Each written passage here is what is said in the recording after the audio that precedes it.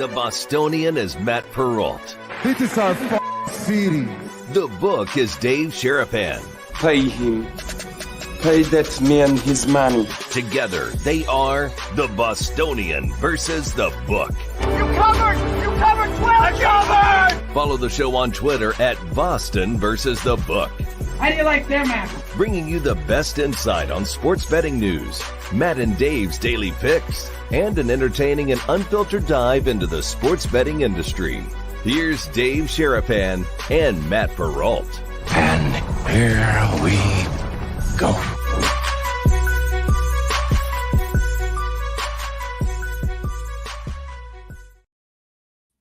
And we're off and running on a Monday, guys. How are you? Welcome into the latest episode of the Bostonian versus the Book. He is Dave Sherapan. I'm Matt Perrault. We are live on our YouTube channel at Boston versus the Book, X Twitter as well. We are replayed on Sirius XM, channel 159, and Sports Grid TV up to 6 times a week. They're over there on Sports Grid. You see Dave quite a bit on Sports Grid. I've been on Sports Grid quite a bit as well lately, doing fun stuff.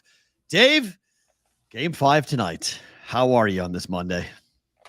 Talking about is a full slate of baseball. There's college baseball. Mookie Betts get hit in the hand. The MVP things changing. There's a basketball game today. We're talking about that. Yes, sir. Basketball game. We'll get to it further more, but you know, today is 617. You know, today's 617. That's 17th an area of June. code in Boston as well. Correct. So Last time 6/17, June 17th. today. What does all that mean? Yeah, what does all that Well, mean? I don't know, but if you're looking for numbers, how about this from Chef Benny? This is amazing. Game 5 on 6/17/24. Boston area code is 617. Celtics have lost 4 greats passing away in the last couple of years. Bill Russell, John Havlicek, Sam Jones, Bill Walton. Their jersey numbers were 6, 17, 24, and 5. Game 5. Last championship was in 2008, 6/17. 2008 for the people that say it correctly, 2008. Nobody says 2008. Just saying it differently than mixing it up because I've already Nobody said says it once. 2008. I already said 2008 once before, so I'm saying it differently. I'm mixing it up. We're using a vocabulary. So this is a done deal tonight then? It better be. Otherwise, we're going 7.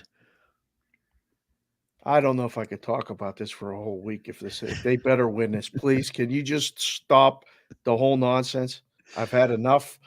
Let's win this. Let's cover the spread. Let's get it done. People are betting Dallas. Let them. That's fine. I've had enough.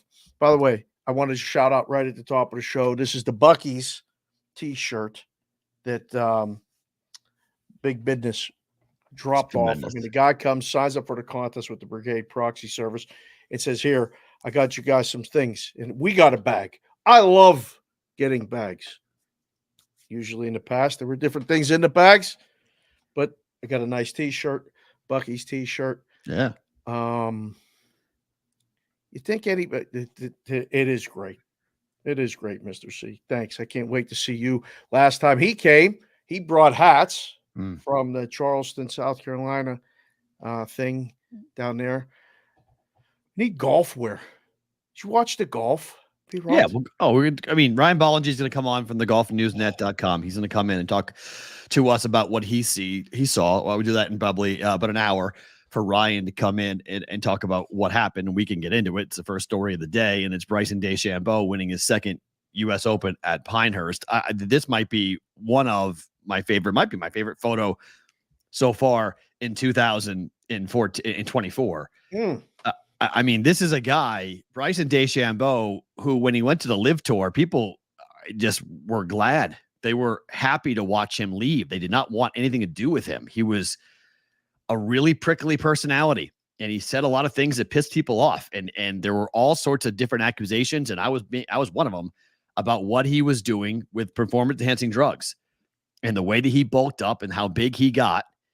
And the testing for the PGA is a joke. We all know this. You know, PEDs in golf, it's, you know, you have to be like doing 10 different drugs to get caught.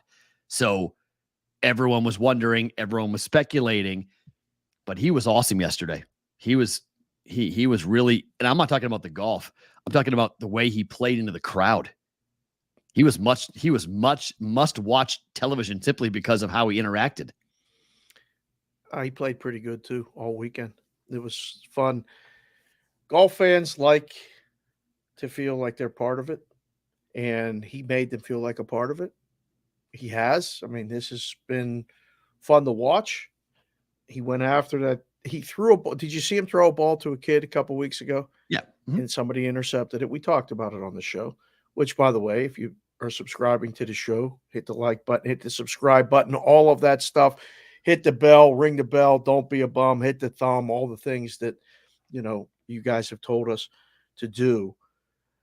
He getting a lot of run positive, and it's fun to see. He went from a hated to a fan favorite, it seems. You're right, Whitrock. I know this. I went downstairs on Father's Day, and again, happy belated Father's Day to all the dads out there watching, listening, partaking in the show. We appreciate all of you and send all of our best. I went down to ask Pap, who's going to win this golf tournament today? He goes, I just hope it's not Bryson. And I was like, really? Why? It's like, I don't know. Guy rubs me the wrong way. And Bryson is such a tool. I mean, it's all yes, no, like, is he in or is he out? I know he's in with the winner. He got the trophy and everything, but is he in? I don't know if everybody feels the same way. No, and look, I mean, Daniel, that's just not. I mean, you can say he ate creatine and protein 24/7, but you know how many times in the last 20 years we've heard about athletes who just have said just that? Like, what? I worked out hard. I like, what do you mean? Like, I went from a rail to a bodybuilder in about 3 years. He got really, really big, really, really fast.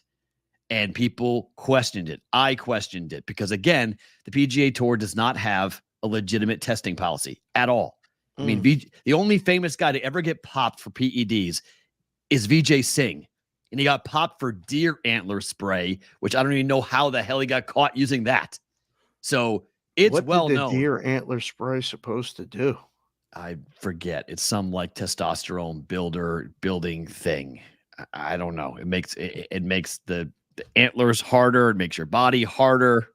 I don't know. I didn't take it. I've never taken it. I don't know.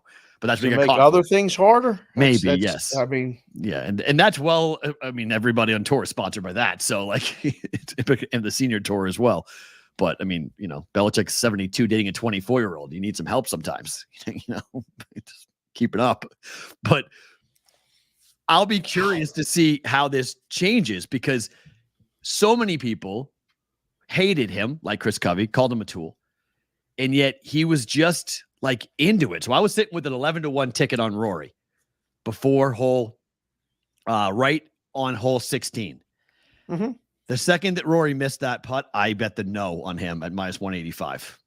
I made sure I middled it. Basically, I had a 5-1 on both sides after, because I was like, it's like, you can't do what he did. I mean, that collapse was +3 over the last 4 holes to blow a 2-stroke lead.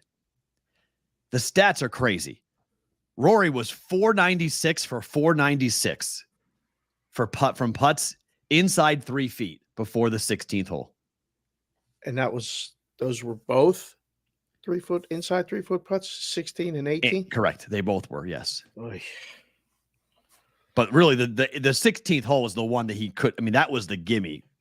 18 was harder. 18 was probably a little outside of 3 feet, but not 16. 16 was a gimme. That was a pickup. If you're playing, if you and I are playing, I'm saying that's good. Go ahead. Like, we're just picking up and we're going to the next hole. Like, wow. That's a putt you can't miss. Yeah, there's a lot of people that did you see Rufus's thread? No. By any chance, Rufus had Peabody? about a $500,000 position on Rory. It cost him, Bryson cost him, but he actually got some late money back on Bryson, but cost him about $350,000. That swing.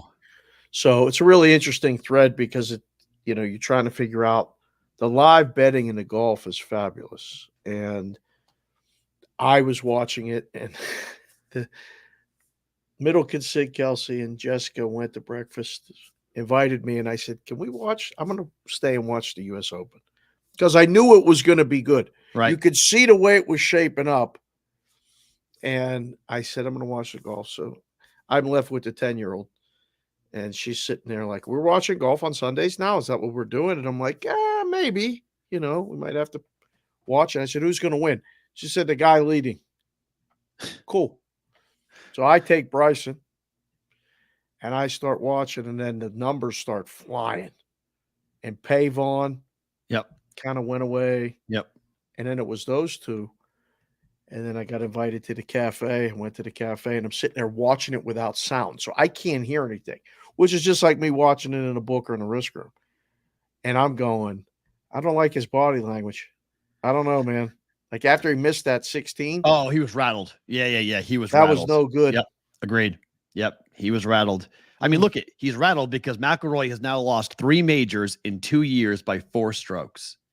It's been a decade. Oh, It's been a decade since he's won a major. I mean, he is right now, he is completely snake bitten. And you want to talk about a guy who had a rough week. 3 weeks ago, filed for divorce.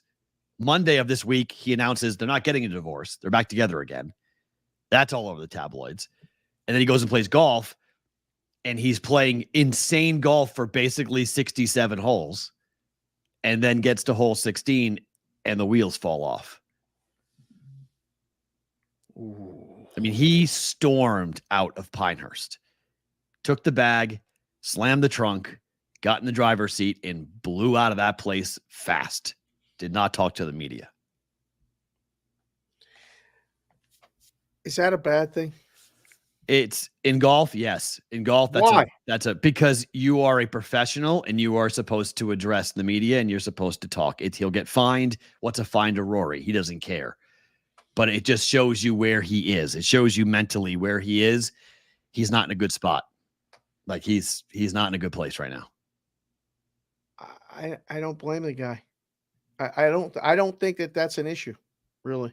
Like if unless you're contractually required, which Of course you are. golfers Of course they are. Yes, of course they are. Yes. I mean, in the MLB and the They are contractually NFL, obligated. they have Yes. to sit and answer questions for 15 minutes after games or whatever that rule Correct. is. Yeah, it's the same rule with PGA Tour. Golfers have that? Yes. They have to go and speak to the media after a major. They're required. It's part of the obligation. It's part of your tour card to be available for the media. In particular, when you're coming in second place. Like you're supposed to, you don't have to answer many questions, but you have to talk to the media. And he just took his bag. He went right from once that 55-foot sand trap shot from Bryson landed like 6 feet. He turned around and went. Got his stuff and left. Was Ballengee there? I don't think so. I don't think Ryan was there. I'll ask him, but I don't think so. Yeah, we'll have to ask him when he comes on.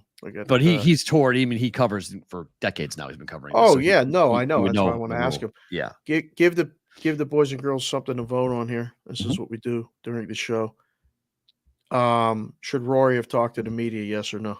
Like, is it a problem? I don't know how to phrase the question because I don't think it is. I'm voting no. What do you mean by what do you mean by problem though? I guess. Well, like, do you care? Do you care that he didn't talk to the media? Yes or no? I think it shows where he is mentally. Yes, I think he's a mess. I think he's an absolute mental mess. As I just said, he lost 3 Rory majors. Talk to the media. There you go. Yes or no? That's 3 majors lost by 4 strokes in 2 years, and it's been a decade. And all he ever gets asked is, Rory, 2014 was a long time ago. 2014 was a long time ago. And this is all he wants. He wants to win another major to shut this question up, and he can't. He keeps on choking. Like that was a full-blown choke. Bryson won the U.S. Open, but Rory blew it. Jordan One-Star Goro says not a problem. Tyler Wyatt says USGA doesn't have media requirements. I don't know if it does or not. Thank you, Tyler. I don't know. I don't have a problem with it. USGA are different. Interesting. I didn't know that, Tom. Thank you. Everything is different with USGA. How can they have golf stuff? So it's USGA, PGA. What else?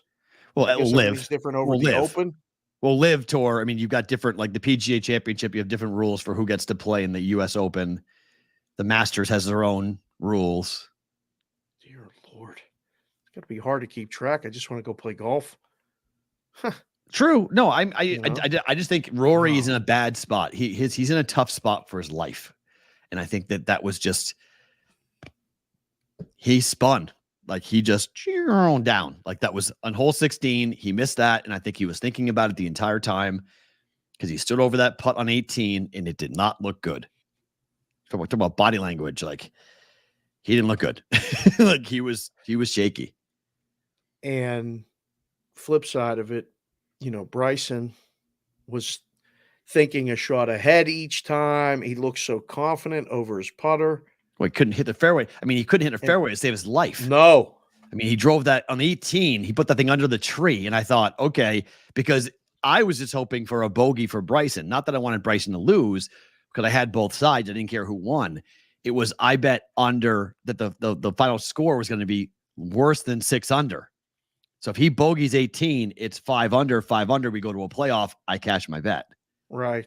So I was like, bogey. Yeah, that's right. That was a pretty good number. Great number by the books. It was a pretty good 274 number. and a half was right on that last hole for whether or not we were going to see a bogey or not. Right. If he bogeys 18, we go to 5 under and we're going to a playoff.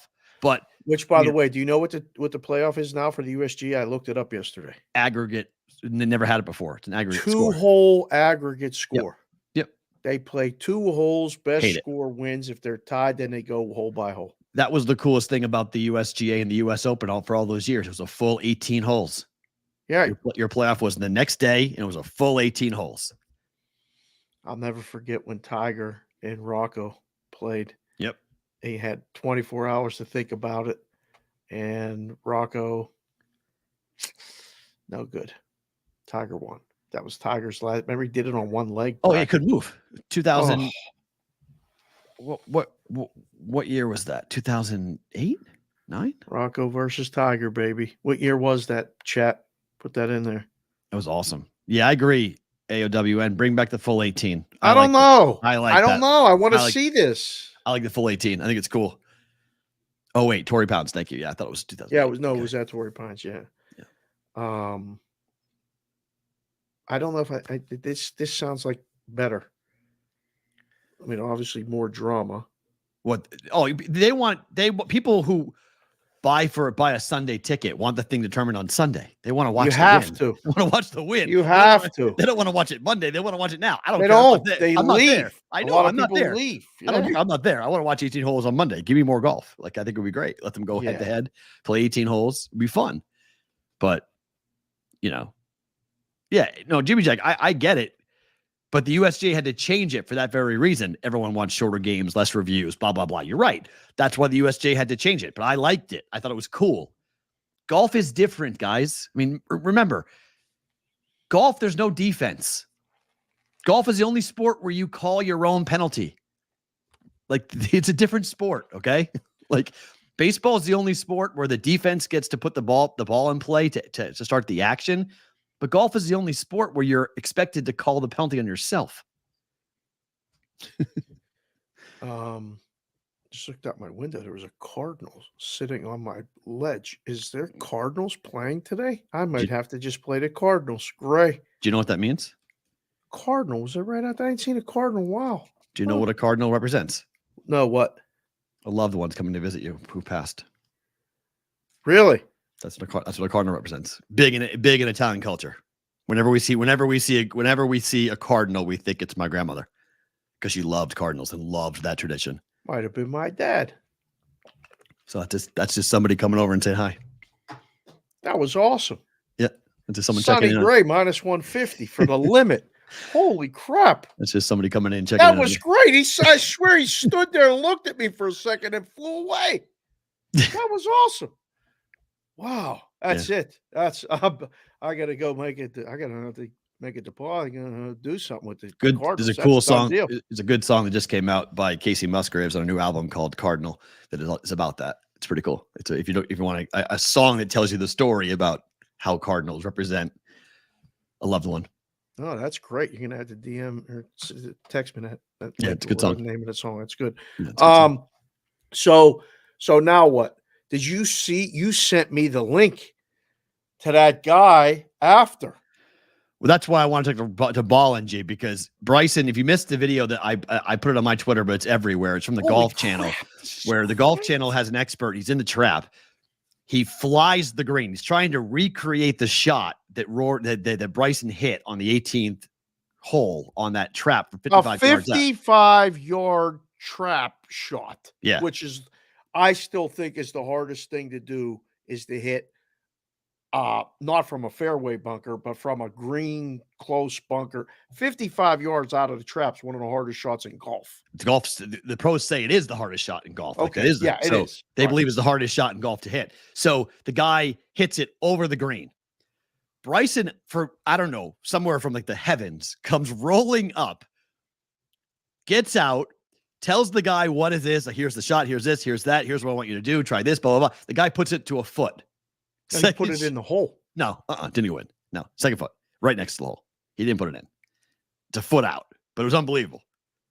Oh, they went nuts like he put it in the hole. Yeah, no, it went nuts because he put it a foot away. It was unbelievable. He put it next to the hole. It was ridiculous. It was it's in the dark. It's a blind shot. It's pitch black. Bryson's there with the U.S. Open trophy. He's kissing the trophy while he's talking to the guy, and the guy spins it to a foot. Like, that's when they went nuts. It was an insane shot. Like, that's just an absolutely insane up and down. Yeah, I agree, Chris. That was an unbelievable moment. It was very, very cool. So with all the darkness and everything else, yeah, you can barely see the ball. It's true. You couldn't see it.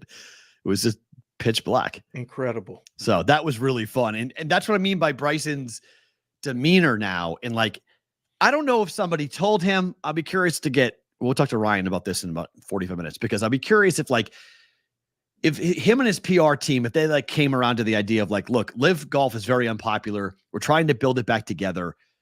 We need somebody to be the bridge between live and the PGA if they come together again, which it looks like they're trying to. Bryson right now is the face of golf. I mean, everyone's talking about him. If you didn't know about him before, how could you not like that personality? He was so likable, affable, funny.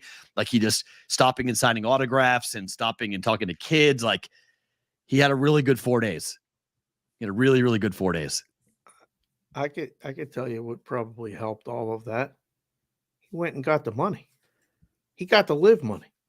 Once you get the bag, you can relax. Yeah, but it's different for him, though, because the guys who got the live money, most of them have all been multi-major champions. Dustin Johnson, Brooks Koepka. That wasn't Bryson. Bryson had one major on his resume before yesterday. Now he's two. Yeah. So, like, he still has a lot left to go in terms of, like, being that type of guy. Like, he's young. He's got a lot of his career. He's got a long golf career left. He should be looking at multiple majors, but now winning 2 U.S. Opens. I'll be very curious. He won the U.S. Amateur and he won 2 U.S. Opens. I think he's one of 4 golfers, including Jack Nicklaus, to ever do that, to win the U.S. Open twice and the U.S. Amateur. I don't know. Once you got it, you can relax. You can just be yourself. Sometimes money makes you, I had somebody very wise tell me money makes you who you are. Fair. Right? It's so like, if you're this person, you're going to be more this person. If you're a jag-off, you're going to be more of a jag-off. If you whatever, it just not incentivizes. Well, it's freedom, right? Money is freedom. Money means you can do whatever you want. So you can say whatever you want. You can treat people however you want to treat people with that freedom. It's what you do with it that matters. So what I think we were saying is basically like, if you're like a jerk, and then you have the freedom to be even a bigger jerk, you're going to keep being a jerk. If you're a nice person and you have the freedom to do whatever you want, you'll be more of a nice person. You'll continue to do those things even more because it's who you are inside. There's no more, I need to do this because of looks or because of my job or my boss or whatever. You can do whatever you want. Yeah, it's, again, you see it a lot of times. And I only heard it from the interviews after. I mean, his dad passed. Yeah. And he was going through a lot of crap. Yeah. And then he was, bulking up and doing all that. And then he went to live and he was doing that. And like, when you kind of come on the scene and you hit with all those things as a young guy, people make judgments pretty quick and put you in a he also pocket. Brought it upon himself. I was going to say he wasn't innocent in all of it. He was, he was doing what he was doing.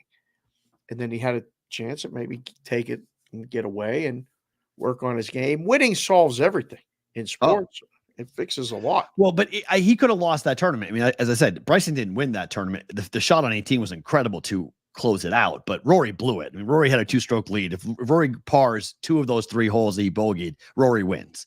So that's the problem, because Bryson was not going to make a birdie on 18 with the drive he hit. And the funny part about all this is the story would have been Bryson can't hit a fairway. So if he hit fairways, maybe he wins, because all Rory had to do was par out, even bogey 1 hole of the 4. He bogeyed 3 of the 4. If he just bogeys 1, he still wins the tournament by a stroke, because Bryson would have to have made birdie on 18, and there's no way in hell he was making a 3 from where he hit that drive.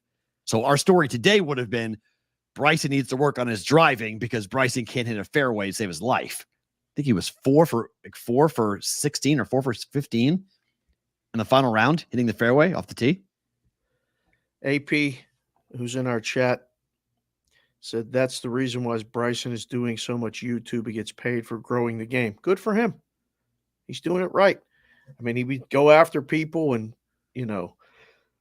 somebody in the chat mentioned about when he yelled about ants on his ball, and something about the rope. Remember that when he snapped back at somebody for lifting the rope? Oh yeah, he had a huge problem. Right, he was a jerk. All that stuff. He was an absolute Yeah. joke. He was a jerk, Yeah. and that's why it's such a quick change to see him be this, show this much personality, playing up to the cameras. Just being kind of a personality on the course in the final round of a major. So, I mean, in terms of who was handling the pressure better, there was no debate that Bryson was handling the pressure way better. way better than what Rory did, unfortunately. So we'll see where he goes from here. We'll talk to Ryan Ballengee here in about 30 minutes more about the U.S. Open. Time for Ohtani Watch. Let's get into what happened, because, man, if you're a Dodger fan, woo boy.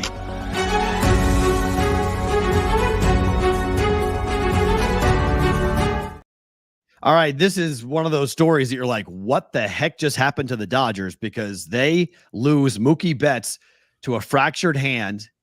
And the MVP race, if you have a ticket on Mookie, sorry, it's dead, because see you later.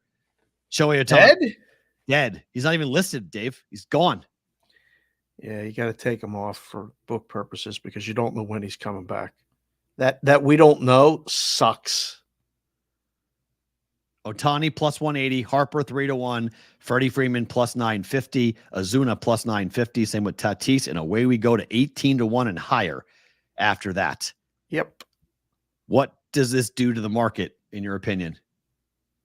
Oh, I mean, Ohtani or bust? can a DH win the MVP? I think the answer is yes. That's all we're going to talk about. That's it. Now, we'll see. I suggested this story to 5 of my dear friends that get paid to write articles last week. I said, you guys should do an article about whether Ohtani can win the MVP, National League. He's won at the American League, first time in the NL. He's not pitching. He was pitching in the AL. I think this is an interesting discussion. And I think the guys it's not Mookie's, I don't think. And can they split the votes? Because they're both on the Dodgers. One guy took it up. Mike Seeley wrote an article. It published today. I was just texting with him before. He said, man, you really hit it out of the park with this. I said, you always got to be looking what's ahead. Mm-hmm. Again, this is why the windshield's this big and the rear view mirror is that big. You're looking and focusing on what's in front of you. Just peek behind you and glance at it. I don't know. Harper could win it. Ozuna's putting up ridiculous numbers. The Braves come back and, somehow find a way to make the playoffs. And there you go. Yesterday, Shohei gets 2 jacks. He's going to win it. If Ohtani stays healthy and puts up 40, if he hits 40 home runs, has 120 RBIs, Ohtani's winning the MVP. I'll disagree with it, but he's going to win it. There's people that are adamant. We had this discussion and voted last week. But they're old timers. I think they're old timers. I think they're people who old heads. Yeah, I think they're gray. They're gray. People call me and you sometimes. They're gray hairs. I mean, I think I am an old head now. I'm 47. I mean, I watch Barry Bonds play baseball in Pittsburgh. I've seen a lot so far. I've seen what defense can do. I've seen Griffey Jr. run up a wall and make a catch. I've seen Bo Jackson play both football and baseball. I've seen some things in my life. I don't believe a guy who plays one side of baseball should be the MVP. But I'm not a voter. There's plenty. I mean, I don't think Mike Trout should win the MVP on a team that didn't play a meaningful baseball game since June. But they gave it to Mike Trout twice. He's on losing baseball teams. Like in 2018, Mookie Betts should have won the MVP, not Mike Trout. But okay. Red Sox won the World Series. What did Mike Trout do? Oh, his war, Matt. His war. Don't you know his war? Don't care. The war and the wooba and all that other Did you stuff. play a meaningful game in September? Well, no. So what does it matter? Like, matters Boys to and me. girls in the chat. We got the nice lunchtime crowd coming in right now out west. It's just afternoon. Back east, 3 o'clock. Central, this is kind of in that sweet spot where you're still on your break or you're going to lunch, a late lunch. Does Ohtani win the National League MVP? Just type it in the chat. Yes. Put it in there. You're doing a poll? Can you get a poll up? I can. If you want me to. Yeah, put a poll up. Let's see. I love the Ohtani watch. I mean, we do the Ohtani watch every day. We got a graphic. It's fancy. It comes in. It's not as good as that other one, though. That That's other relax. one's Relax. You can't call for it. Or get more. No. I'm just saying. Later. If they don't know, they will know at some point. Later. Yeah. Well, They lost Ohtani not wins the just- MVP. They lost Vote not right just now. Mookie Betts yesterday to a fractured hand. They lost Yeah. Yamamoto to an arm injury. Yep. And the word indefinite again is being used here. They've shut down Yamamoto indefinitely. They don't know. Like they're not winning 110. Oh, first freeze. Matt Peralt, 32-minute mark of the show. Right there. Right. Snap your fingers. Come back. Hold on. Interesting. Yamamoto talk got you. Somebody No. zapped you. Yeah, well, no, a text message came through, and I don't know if that froze it or not. Not from who you think. It was different text messages, but Oh. I don't know. That was weird. Okay. A text message came through, and then it ended up freezing me on the screen. By the way, NC State just hit a home run. They trail 4-3 in the third. I hope you have over in that game. Of course, I bet both games over yesterday. Both unders hit. Of course, both games today are going to go over. Of course, This looks like it is. I mean, how it always in the works, right? Third. Yeah, it always works. Yeah. But I mean, the Dodgers are not going to be like a super team, right? They're not going to win 110 games. Why not? It's June 17th. No, When they get hot, but now they I just know, lost but- Mookie. Yeah, They they just lost lost Yamamoto. their best pitcher and their best player. They're down their two best offensive, defensive player and their best pitcher. Now all gone. Yeah. Like, time. Not that they're going to lose to the division, but like, time. Like, if you have over on Dodger wins, see you later. It's 107 and a half, right? You closed at 103 and a half, 104. under. Yeah. I don't know yet. It's hard to replace Betts, obviously. Oh, I think the Dodgers are going to go all in on everyone with the White Sox. I think Robert. I think Fetty. I think they're going to go after Crochet. I think they're going after everybody. I think these two things here changed their whole modus operandi in a month.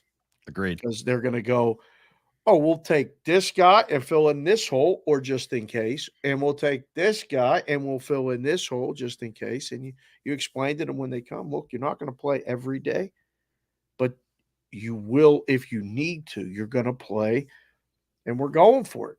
That's the fun thing about being a Dodger fan. You're pretty much always going for it. Now, wasn't always the case. Talking about the Dodgers have been a legacy forever.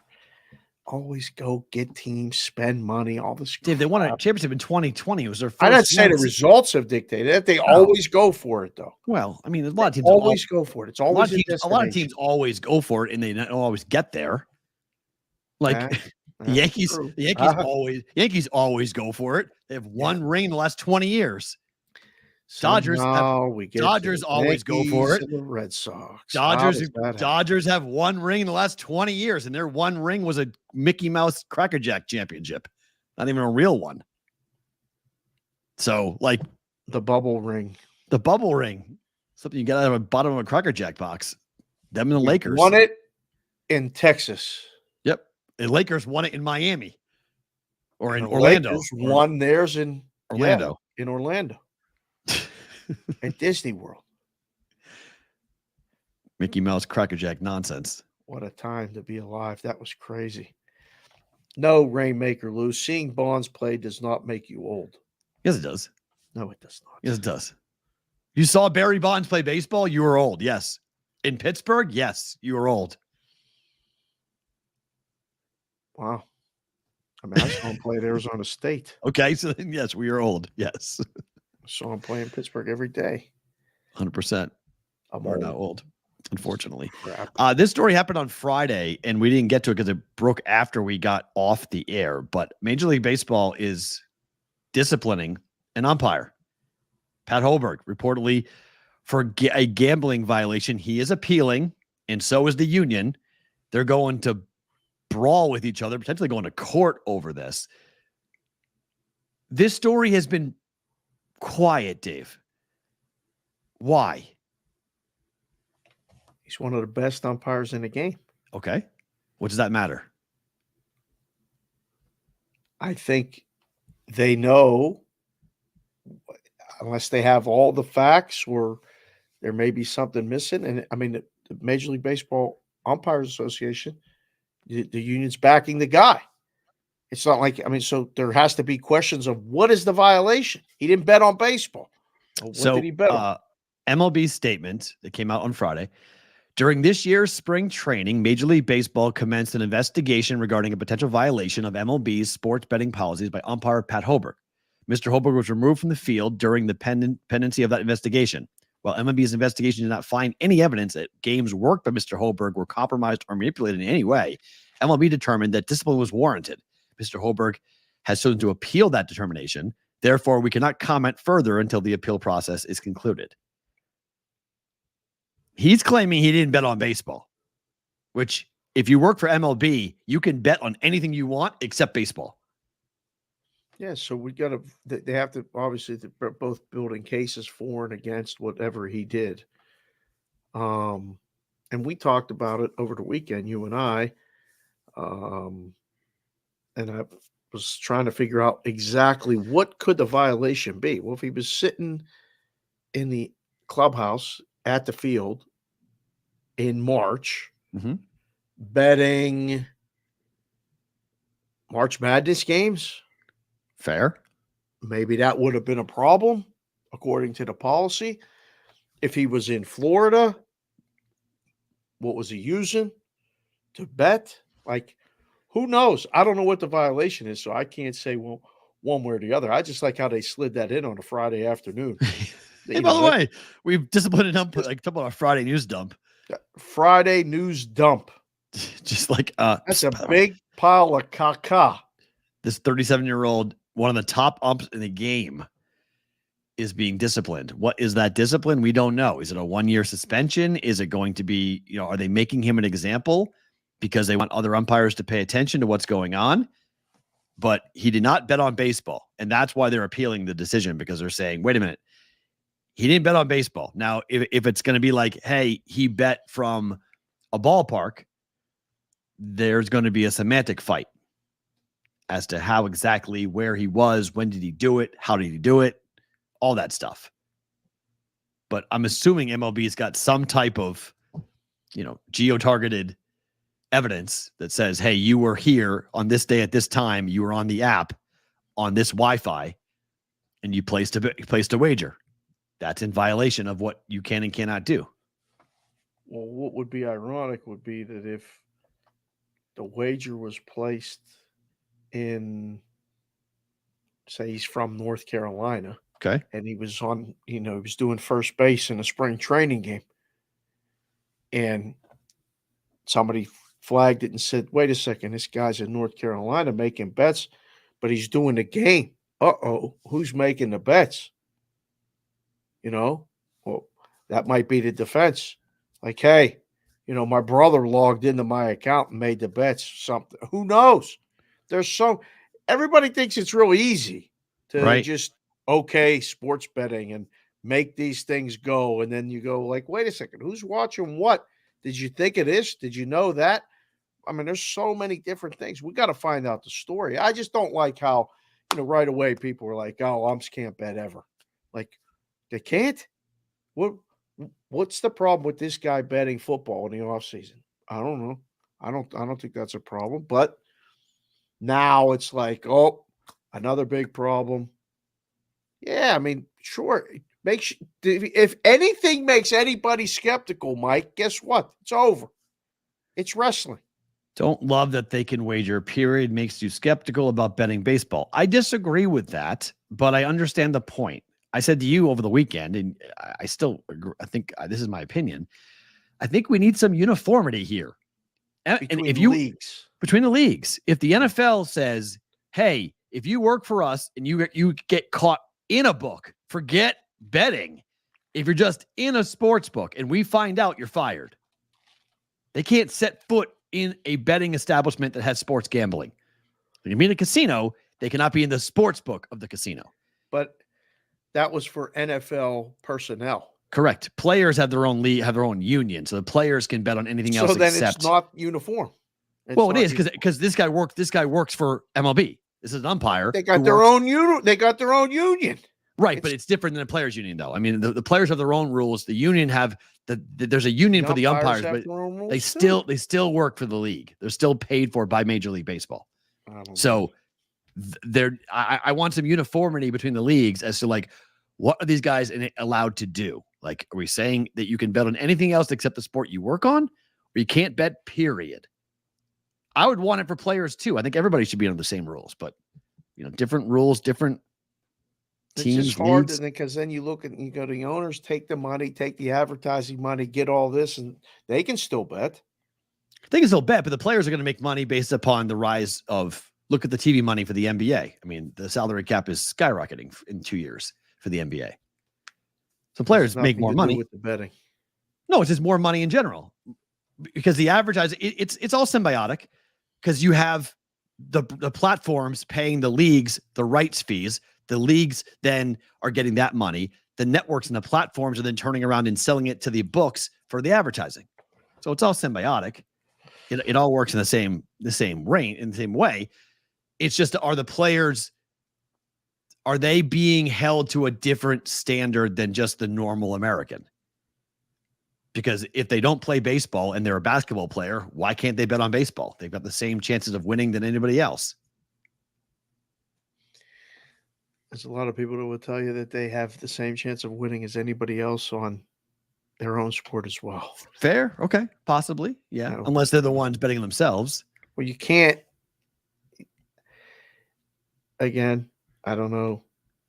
Pete Rose is a whole different story. I mean, he was controlling the lineup, so whatever, but he never bet against them. But if I'm playing for the Pirates, and me betting on, we finish the game and I come in the clubhouse and I'm watching the Dodgers play the Padres.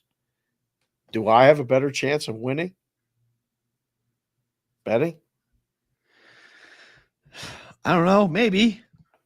Maybe not. I don't think so. I don't know. It's one of those things that I think you can't give the percent right away. Like one of the other things I saw on Friday when all this talk was like, well, they got to have robo umps immediately. God. No, because now the umps are betting. That stop. Like, well, they're going to do robo umps anyway, but correct. But that's not why they're going to betting. They're going to do that on that. It's such a weird vacuum that we live in with this world. Red Sox took 2 or 3 from the Yankees, 2 or 3 from the Phillies. They stole 9 bases last night against the Yankees. That's a team record. How is that possible? 9. That's just. How's that possible? I saw the 9th in a clip and I was like, that's today? I thought that might have been for the weekend. That was tonight. The rumor online was from the ex-ball players or in the media, they're saying the Red Sox clearly have a tip. Like they clearly know a tell for the Yankee pitchers when to go. No question. I mean, all you got to do is throw 1 out or 2 out, and then they stop. Obviously, they weren't stopping. 9. So both Philly and New York entered their series with the Red Sox with the best record in Major League Baseball. That's the first time in the history of the Red Sox. They've been playing baseball for over 100 years. Yeah. First time they won back-to-back series against the best teams in Major League Baseball. They're 37-35. They're 3 games behind the Twins for the third wild card spot. It was a good weekend for them. They are 18-20 at home. I keep on telling people, like, I'm not saying I would bet the Red Sox. It's smart to go ahead and get involved with Boston right now, but it's not going to stun me if the Red Sox have a really hot run in them because they're under 500 at Fenway Park. In my life, I'm not sure Boston's ever been under 500 at Fenway in my life. Like, they had some bad baseball teams. I would bet that they were. At home, they're always 500 at Fenway. Like, they could suck on the road. But to be under 500 at home for the Red Sox is really, really rare. They build their team for Fenway Park. Yeah, it's been around a long time. I'm sure there were seasons where they had 81 home games and they didn't win 40. You know, whether it was 2 games under, 3 games under. I'm be willing to bet whatever you want that they've had multiple seasons under 500 at home. Oh, in their history, yes. Talking about my life. You're 47 years old and Correct. old. The Red Sox have been pretty damn good since I was born. I was born in 70. Were you born again? I was born in 77. They've been pretty damn good for a long time. I mean, those early 80s teams weren't that good. What do you mean? 86 went to the World Series. 85 went to the ALCS. Mid 80s. I'm talking early 80s. Early 80s? Well, the 81 team is the Bucky Dent year, right? I mean, they blew the lead. They had a monster lead over the Yankees, and they blew that. Somebody will look it up. We got some guys that'll be on it. Home record for Boston Red Sox in the past 30 years, year by year. BaseballReference.com. You'll have the answer in 2 minutes. Yeah. Well, I'll send a guy about a thing. I'll be curious to see about the seasons for let's see, for their history on this. We'll pull it up later, but it's always fun to see Red Sox because I mean they don't have too many seasons under 500 in my lifetime. Last year was under 500, but you know, at home they're normally a pretty good team at home, so it won't stun me at all if they get going here with this. We've had a really good year for combat sport pictures. Like, this one's brutal. Look at this. This is Tank Davis taking Frank Martin and putting him into the nether region here in Vegas on Saturday night. Like, yep. This is AI vibes here, stepping over a body. Like, this is a hell of a knockout by Tank Davis. I'm so glad we were talking and Saturday, and you go, wait a second. I just saw Martin's winning the first 3 rounds. Like, he won the first 3 rounds. And then we were still on the phone, and you said, well, they said he won the 4th too. And I was like, hold on, really? So I went and said, all right, we're going to turn this on. Nobody in my house could care less about a boxing fight. I don't know if anybody actually, other than boxing fans, cared about this fight. But turned it on. I was so glad I did. That was a hell of a knockout. And Martin was the guy that fought last. Who? Tank? The guy from Omaha, right? Frank Davis fought against Bud Crawford? Really? Oh, what was that him? No. Frank Martin. Not Davis. No, not Tank. The other guy, the opponent that got knocked out. Frank Martin, his name is. Yeah. Wasn't Martin? Didn't he fight him? He fought Bud. He might have. I don't know. I mean, the guy was good. He had a good record. I'd never heard of him before. I never heard of Frank Martin before the announcement. And I looked at the odds and I went, I don't need to know anything more about the guy. Like, Tank was minus 900. I was like, okay, this is not going to be a fun fight. But then I thought, well, wait a minute. Tank has had a lot of rough times over the last couple of years. The incarceration, there's been problems for Tank Davis. That's why when I said, wait, he's won the first 4 rounds, I was like, okay, Tank is a slow starter, but if he doesn't knock this guy out, he's going to lose this fight. So I thought, okay, it was a chance to see a knockout. Right. Which we got in the 8th round. Could have gotten in the 7th round. I thought he clipped him in the 7th. And then, man, he was out on his feet. And that's a dangerous guy to have no defense against when that left is coming down the chute like that. Whew. Who was Crawford's last fight against? Bud Crawford? What? Wait, Bud's been bouncing around with different weights. Just knocked that guy out here. That big fight. That was. I thought that was Martin. I don't believe so. You wouldn't. I don't believe he would have gotten put back into a ring that fast. I don't think he had lost. Let's see. Earl Spence Jr. is who you're thinking of for Bud Crawford. He's never fought Frank Martin. Okay. Well, Martin was moving his feet and doing all the right things until he wasn't, and then he got knocked the hell out. That was an uppercut, perfect, and then goodbye. Finish and left. Good night. Yeah, Earl Spence. Earl Spence is who he fought on that. That was the big fight. Frank Martin. I never heard of. Dave's daily picks said the Red Sox have finished under 500 4 out of the last 10 years. Home, we're talking about. No, yeah, at home. No, he didn't say at home. He said the season.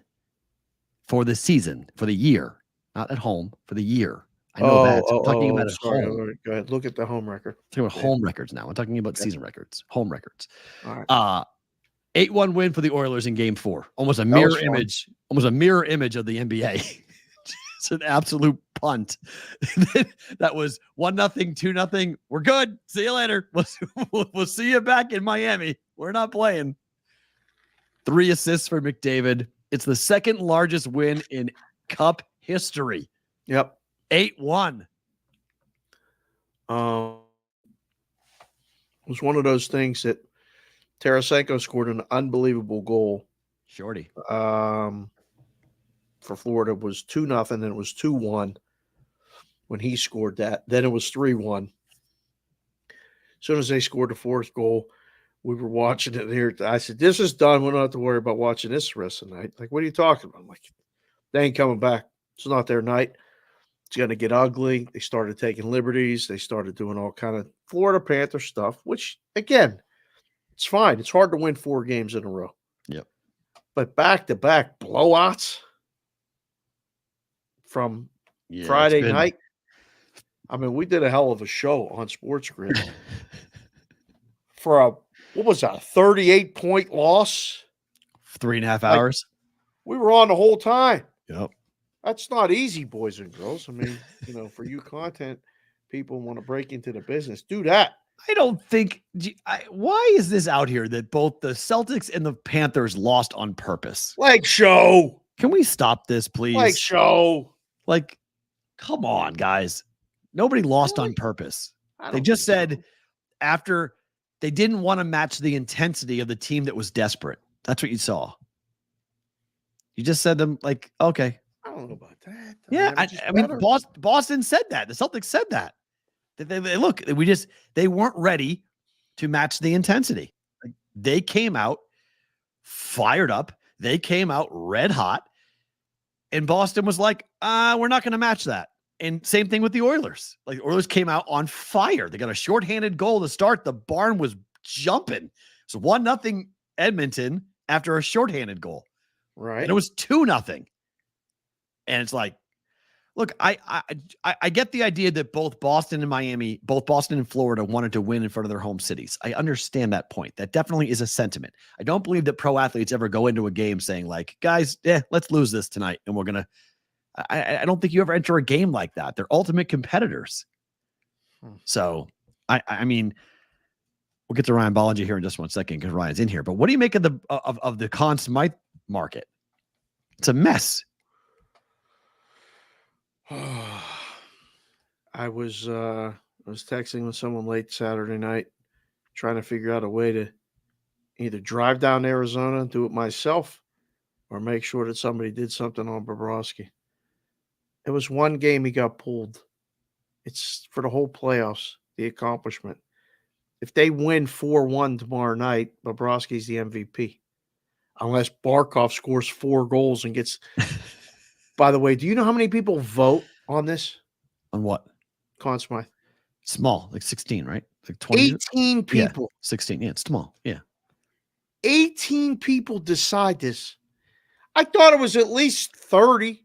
Makes you person from every city that has a team. At least. Does it make you feel good about booking that market? No.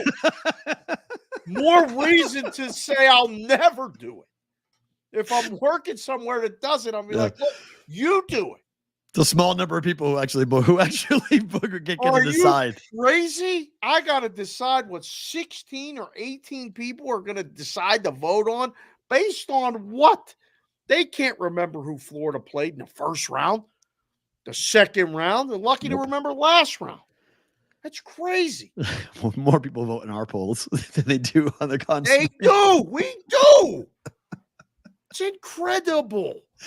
It's facts. I could not believe it. I really, when I found that out, I was like, man, this whole thing is. Oh, yeah. That's why I hate betting it. I hate betting MVP for anything because you have to predict what a human being is going to do. And I don't trust human beings to do what they're supposed to do on anything.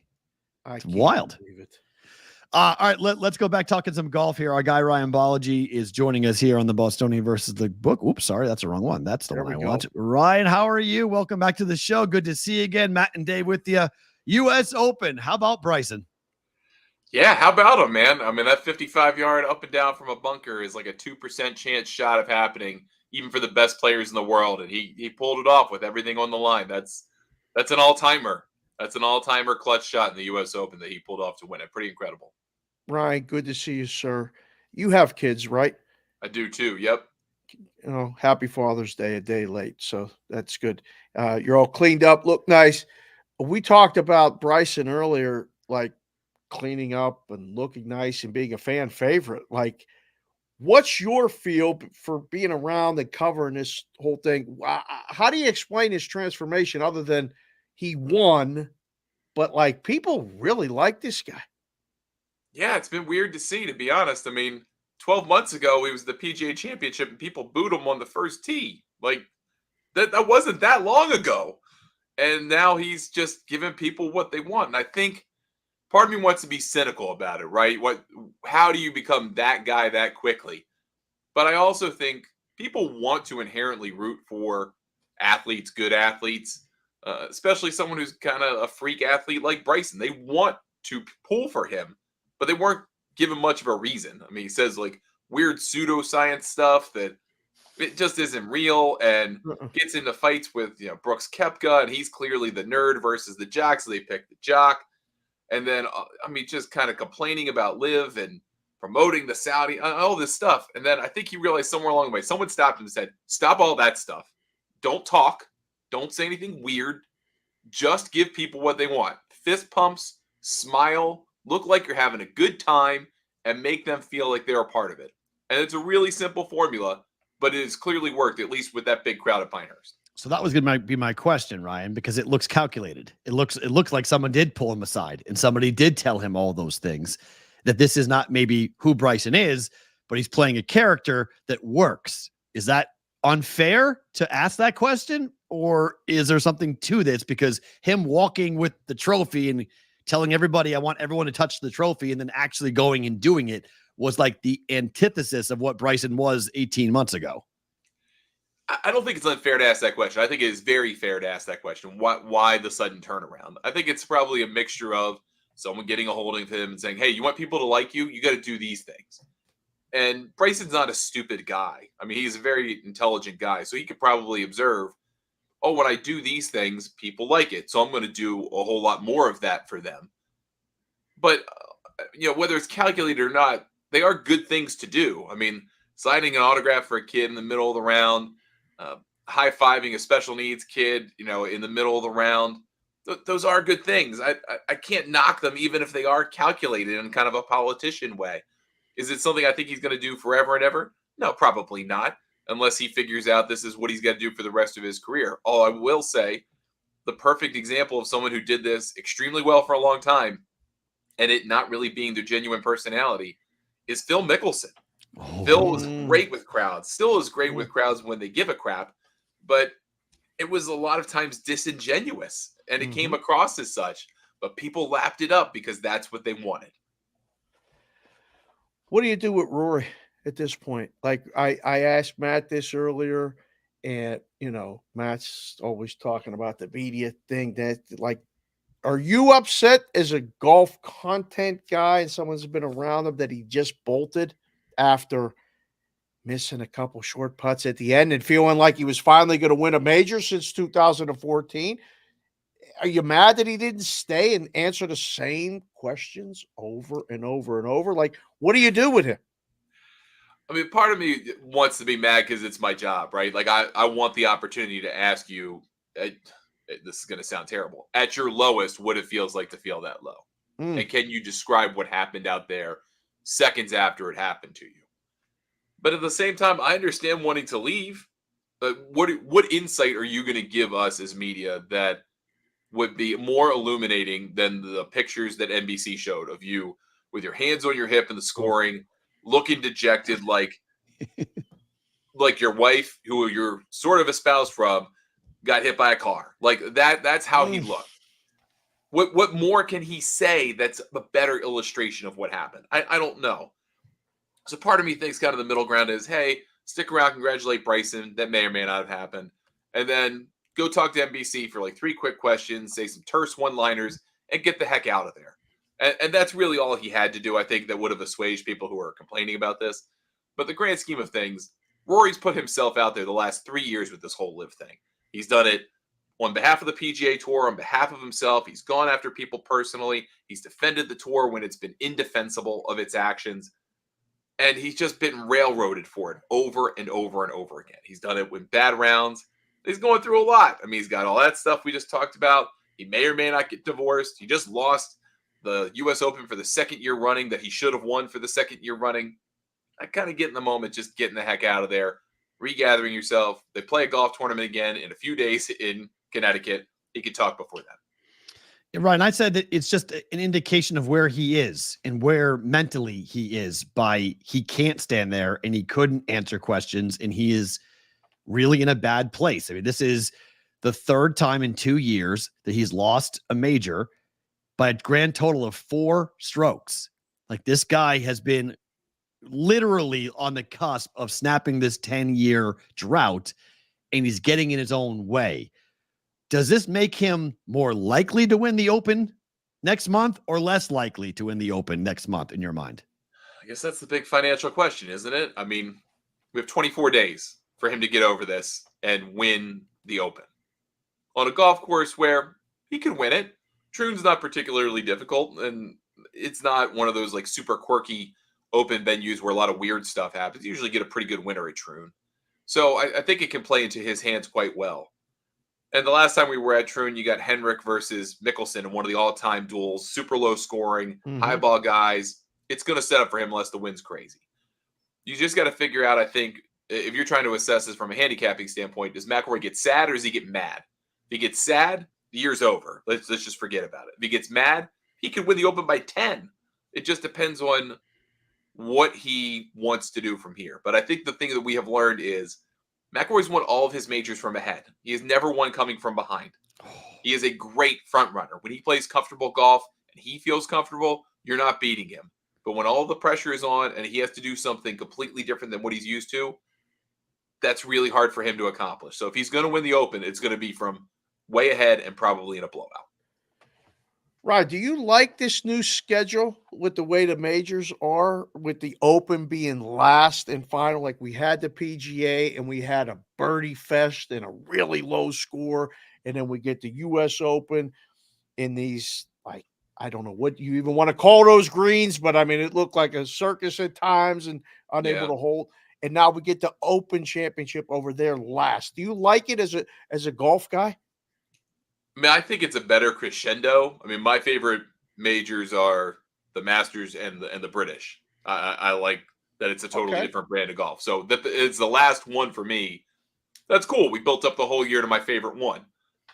The PGA Championship always kind of felt like a letdown as the last one, almost kind of like the way, nothing against the Australian Open in tennis, but the reason they moved it to January is because if you wanted to win all 4, you had to win that one, right? And that's kind of how people feel, I think, about the PGA is, if you want to win all 4, you've got to win this 4th one that doesn't really have an identity and no one really feels all that particularly warm about.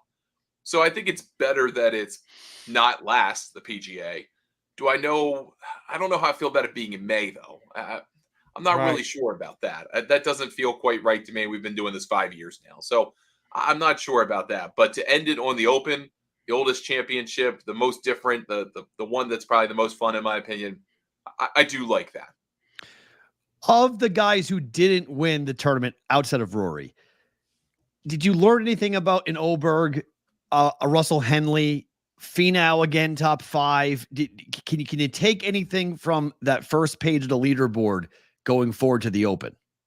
I think the first guy I think about is Matthew Pavon. I thought for sure he was going to wilt or dry up like a baguette or whatever, French term you want to use. For 2.5 days, I thought for sure this guy was going to melt away, and he never went away. Kudos to him for that. First season on the PGA Tour full time, is a winner and showed a whole lot of moxie. So that's my number one guy. 2, I think Ludwig was a couple of bad choices away from winning a major. And he's going to have to learn real quick that you can't make dumb choices like he did on 13 on Saturday and expect to win. That you just can't do that. Tony played great. I think something that I've noticed, and talking with a couple guys from Utah that have known him forever, his putting stroke is a lot better right now in those difficult situations where you got to make pars. He did it again and again and again. Kudos to him for that. I think he could be a real threat at Troon. And then I think about Xander Schauffele. He had a not so great Saturday, clearly played himself out of the tournament, still had the courage to dust himself off and go finish T8. So he's been playing great golf all year. You can't count him out of pretty much anything. I would love him this week up in Connecticut. But I think those are the kind of big takeaways for me. Pretty much every major superstar on the PGA Tour currently was involved in this in some fashion, except for Scotty, who obviously never really had it the first 2 days. Yeah. That's a pretty good result for an Open, plus you get an all-time finish. All right, sir, last one for me before Matt ties it up and lets you go. You just led me right to my last question. Scotty, no good for the first time in how long? Sports books were like, hey, we can get used to this. There's a lot of people bet on Scotty to finish top 10, top 20, win top 5, make the cut. I mean, that's the only thing they want, but they had to pay a gigantic price. Did this show that Scotty is human and not the next Tiger? Or like, what's the takeaway from that? Because he's going to obviously be the betting favorite in the Open Championship. Yeah, I think I heard a couple interesting theories about this, and one I think I will subscribe to, which is I don't think Scotty Scheffler liked the layout of Pinehurst number 2. He didn't like the scruffy wiregrass areas. He likes rough. He likes hitting grass to grass. Like there's no changing conditions. He can hit out of grass like anybody. The other stuff he didn't seem to like so much. I think that took him a few days to get used to it. But then once he did, he played a lot of good golf. Just putts didn't go in the hole. And sometimes that's going to happen. Being the best ball striker in the world, when the putts go in, you win. When they don't, you get extremely frustrated and everyone goes, well, maybe you're not as good as we think you are. It's just that's kind of the rub of being that good of a player. You're going to have a bad week. The plus 280 price I saw this week or last week pre-tournament was insane. It never should have been anywhere near there. I don't know what people were thinking betting into that number, much less books putting that up. But going into the Open, his ball striking is going to be front and center, making him the favorite. It's just got to be more like 5, 6, 7 to 1. Seems more appropriate than anything sub 5. I think is bonkers bananas. It's an unbettable number. He's an unbettable player for me, as far as I'm concerned, at those numbers. Last one, and we'll wrap on this. Guys like Patrick Cantlay, who seemingly play horribly, become in the top 5. What do you make of him going forward? They kept on talking about his lack of iron striking and how the broadcast, I felt like was just eviscerating the guy like every time. We're like, oh, another horrible second shot. And oh my gosh, how do you miss on this side of the green? And yet the guy came in the top 5. Like, what do you make with a player like Patrick Cantlay going forward to the Open and beyond? Cantlay is an unbettable player for me. Unbettable. Drives you crazy. I have reasons that I personally do not like him. Okay. And we can talk about that another time, but I don't like him. Ryan, does that affect your betting though? Like sometimes, like if you do you feel you have to like him? Because I think that speaks volumes. There's people that won't bet certain guys because they don't like them. Yeah, and I will probably bet him this week because he's great at Hartford, and I will hate every second of it. But I know that is a better financial decision than not betting him.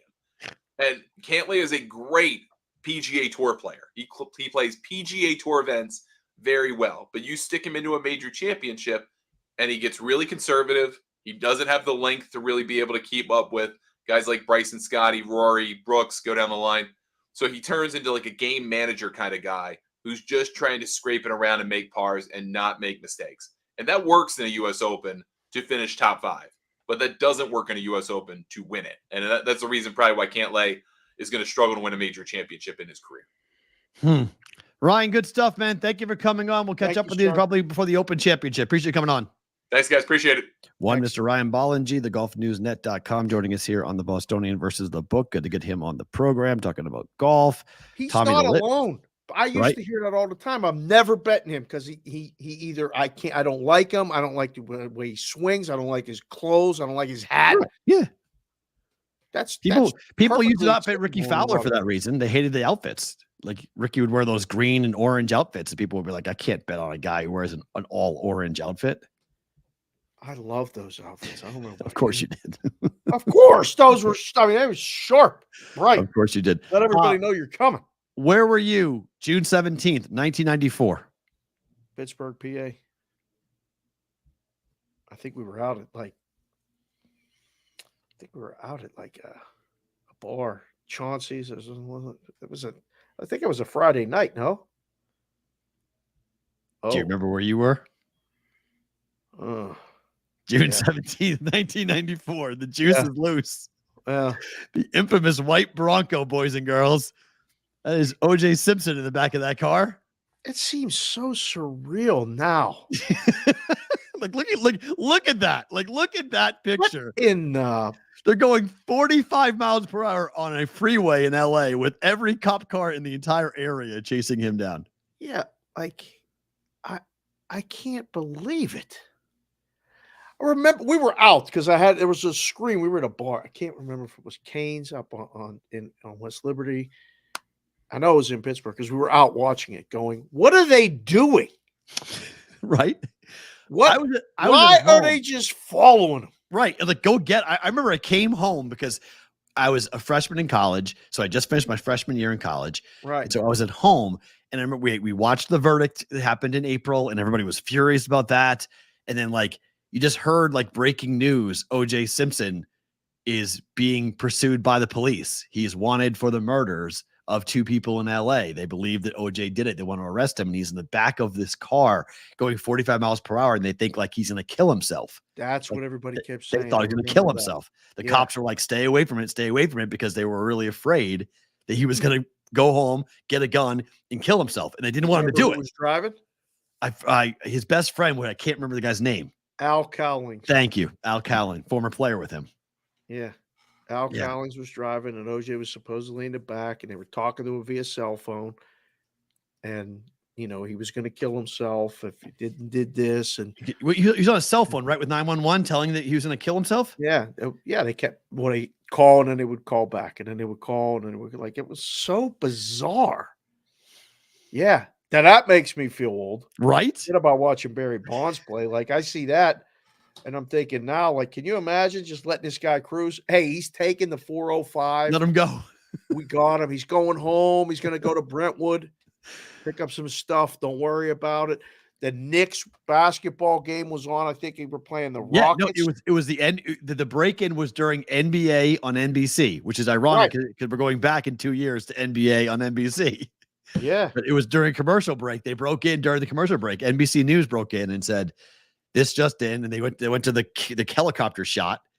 So strange. I'm thinking about all this now. We were all remembering like why I just can't get over why they didn't just stop the car and get them. The juice. Al Collins got a 4-star Uber rating from OJ. Juice, what are you Can doing? you imagine that? Like now? In 1990, kids, what's funny about that line? Why it's so funny? Because in 1994, if you had come to Dave or I or anybody who was older than about our age in the chat and said, "Did you know that in 2024 people are going to order cars and get into the back of cars with strangers, and you're going to put your kids in the back of cars with strangers and watch them be driven away, and you're going to be okay with this? Like you're going to be fine. Like this is how people are going to get around." By getting the back of some stranger's car, not a livery vehicle, not a cab. In fact, A car. not only are they going to get in a car, a complete stranger, they're going to push a button On their a phone. not Order it. call them, Right, and order not it. call them. Right. You're going to push a button and say, "I'm here. Come find me. Come pick me up and take Stranger. me to this next place." We won't talk. We may not. I'm gonna leave you a rating though after you get me to the place. I'm just saying this now. I could see you telling me this in 1994. Me going, I don't believe. Sorry, Will. A damn word you're saying. Right? I don't believe. Like, come a on. damn thing you're It's not saying. happening. It's not happening, right? That's not happening. Yeah, it's happening. Who would It do happened. that? Who would do that? I mean, I remember when we got our own lines in Andover. People had their own phone lines to the house. I was going to say, what kind of lines? No, their own phone lines, their own phone number. Like, initially it was your own. People had different rings. Like, that was the cool thing. I had my own ring. Then you had your own phone line installed into the house. That was a really big thing. I mean, these are back in the days when you would go in the back of magazines and you would find, places to go call you down south. The advertisements in the back of the magazines. You had your own phone line in your house? My friends did. I had a phone. I had my own ring. I didn't have my own phone line. Oh, but my friends all had their own lines. I was an abnormal person in my hometown because I did not have my own phone line. We had 7 people in the house and one phone line. It was a breaking ground when we got a second phone line in the house, and it was only for the fax machine. It was only for the fax machine. And then it was the internet, right? It was a fax machine, then the internet. Well, you could only use the internet on the fax machine Right. line because you tied up the regular phone line. And then someone picks it up to kind of dial out and knock you off the internet. Boom. AOL, you are gone. That's it. Yeah. Oh. It was terrible. Oh, yeah. The fax line. See, and then like Brother Doug, he figured out that, he could talk to the girlfriends and stuff on the fax line when mom and dad were sleeping. Oh, yeah. You Chat call rooms. me. Oh, yeah. Chat rooms. You'll know it's ringing. Mm-hmm. Yeah. I Dial up never had internet. my own ring though. I didn't get my own ring until I got my own first cell phone. That in Columbia Records, they'd send you for 60 cents. They'll send you 12 CDs for Columbia Records. Oh, that was big. We robbed them. We had amazing scams going. It was incredible the number of scams that we created. We figured out all the tricks.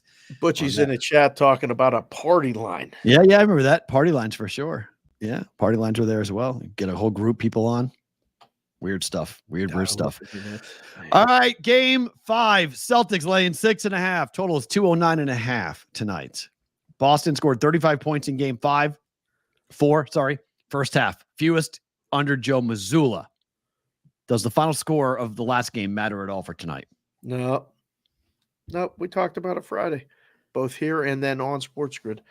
Flush it. Gone. Bye-bye. No, I don't think so. If it does, I think you probably should reevaluate your handicap. I think it's better that Boston lost the way they lost. I think it's better. I think it's better for Florida the way that Florida lost. I think it's harder if you play a hard game, you play a good game, you shoot 45%, you hit 12 threes, and you lose on a buzzer beater. Like, that stings. Like, you played your best and you lost. It's within half an hour of that game being over, there were pictures and video of Boston players laughing. Like, they didn't care. That was just like, whatever. Like, we're going home. We're all good. Like, everyone's like, there's so much pressure on the Celtics. Look out. Oh, it's up to 209. Good. All right. So that's good for me. I'm actually taking a shot on that tonight. On the over. Yep.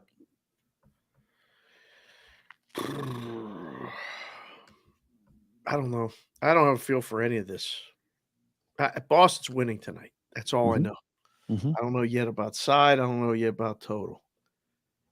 Because I'm not saying it's happening, but what if it happens reverse, where everything goes right for Boston again?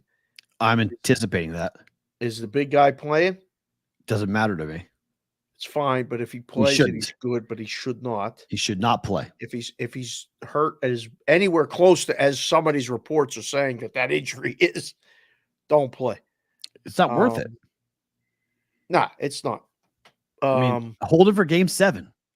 you need him. That's fine. Play him game 7. Don't play him game 5. Not until Sunday. Right, which is perfect. He gets a whole nother week. For the Lord, it's Monday. Great.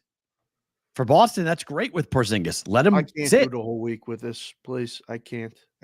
Just end it tonight. I just don't want to. I'm done. The fatigue level is going to be crazy as far as talking about it. Boston blowout tonight, wins by covering the spread. I don't mean they win by 30. I mean they win by 10. The game could go under. Yeah, Boston got beat by 20 points or more in 2 games this season. They turned around and they won it by 36 and 16 the next 2 days. Boston lost by double digits 5 times. They went 4-1 in those games, winning by an average margin, I think, of 9 points. He had those stats all dialed up, boys. So get the cigars ready. Okay.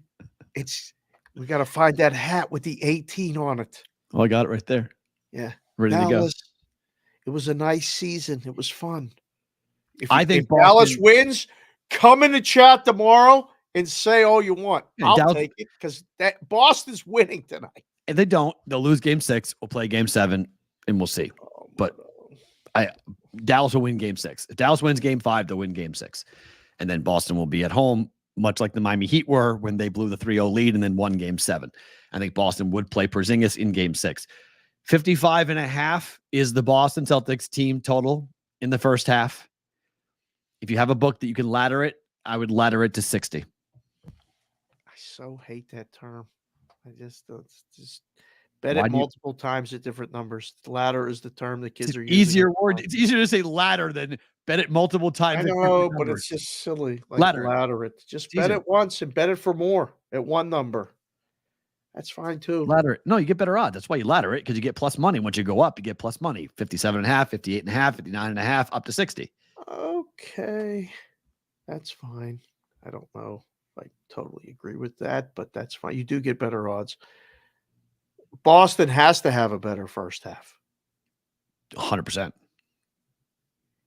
Good bet, J-Bell. Good bet, J-Bell. I think they're plus 130 on J. Dow bets. Took over 57.5 plus 130. I can't wait to see J. Dow this weekend. He's coming to town. Gonna hang out. We'll make plans to meet up. I don't know. It seems obvious to me. It seems obvious. Boston back at home. They let that game go. It got out of hand quick. They were like, yeah, Missoula left him out there for a while. It wasn't like he emptied the bench and said, you guys are going to play the whole second half. He made them play and see it, and hopefully used it all for whatever. I think the first half of game 1, first quarter of game 1 could very, very similar tonight. But they had Porzingis at his finest. They had Porzingis at the end of the first quarter. Boston still had a lead before he came in. They still made it go. Yeah, I don't think go from 8 to 15. I'm not saying they're going to win it by 8. They're going to up by 17 points like they were after game 1. But I think it's going to be a pretty nice start to the game for Boston. Right. I expect multiple 3-point shots to be hit. I expect Tatum and Brown to be active. I expect the defense to be intense. I expect the building to be on fire. You see the tickets? Going for gigantic amounts of money tonight. People yeah, of course. Yeah. But most of the tickets from the book perspective is Dallas money line. There's a lot of believers.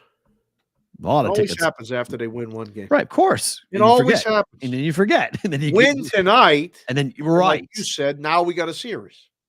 100%. Right? This is the series. I mean, this feels, my brother texted me and said, why is game 5 feeling like game 7? I said, no, it doesn't feel like game 7 to me, but it definitely, I think it means, do we go to game 7? Boston can win game 7 at home, 100%. Close the poll on Ohtani. 59% of you said no, he does not win the MVP. Okay. And 55-45. Wow. Okay. 55-45.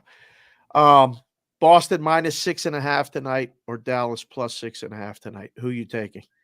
Because I think the point spread could come into play. But Boston's winning this basketball game, boys and girls. There we go. It wouldn't close. Yeah. But the spread. It's a good number. Like I'm looking at it all day. We talked about it the other night. Told you it was going to put up 7.5, get it to 7, sit at 7, let it sit at 6.5. I don't know if the Boston money's coming tonight or not. Or I don't know. But what's my worry meter? 40%. If they win tonight, if they lose game 6, it'll go to 60%. I'll be concerned. If they lose game 6, go into a game 7, 100% I'll be concerned. I mean, you go into a game 7. You never want to go to a game 7. Ever want to go to a game 7? No, in any sport, you don't want to go to game 7. So, especially with a young team, they're still a young team, right? Yeah, this is Al's night to shine, leadership wise on the floor. Fair. Actually, I think it's Holiday's night to shine. Holiday played the worst game of his life in game 4. He was awful. He was minus 35. I don't even know how that's possible. He was horrific. He was so bad on Friday, and I was like, he's what? Yeah. You said minus 35. How are you on for that many baskets and not on for any of your own? And you're a defensive guy. Like, that's right. You're known for your defense, and you just were awful. So I expect Holiday to have a couple of things to say about winning a championship. He's the only guy in the entire locker room with a ring. He's the only guy who's won one. So he needs to explain to the guys, the fourth and final one is the most difficult one to get. They're not going to give it to us. Got to go take it. It's been a very good series for the books for the most part. With all these unders is just absolute gold. The people may get one tonight. This may be, this might be an over.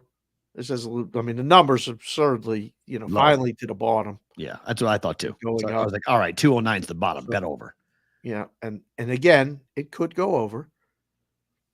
Or it could go under. Boston blowout.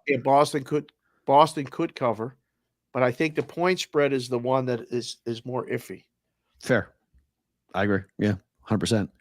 Speaker blowout time. Watch your ears.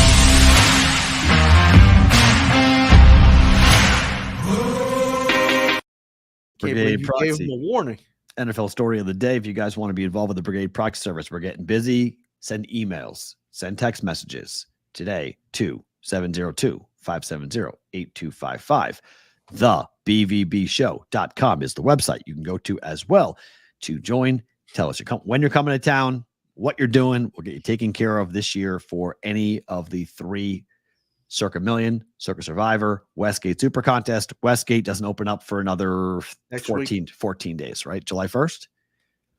The week after. Yeah, today's the 17th. Yep. So July 1st for the Westgate, for the Westgate. Our guy who we signed up, by the way, had Bryson to win it all. He did. He won, I think, 10 dimes. I think. Yeah, it 22-1. And yeah. I was waiting for him to call back or send another text. Hey, I'm picking good. up. Now let's add some more 2 more teams. Entries. Let's do 2 more. Remember, he said that was a possibility. Right. So, I was like, oh, here we go. Waiting for that text. But no, it's been great. We're meeting people, making arrangements to eat at 8 East. People are coming. Hopefully we'll have another announcement coming up soon. With some circus stuff going on.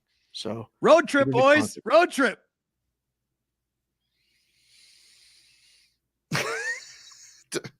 Come on.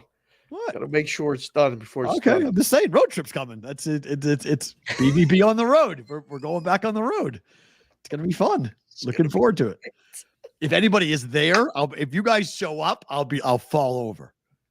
If where we're going, if you guys are there, it will be so wild. I'm gonna try to get my brother to come over.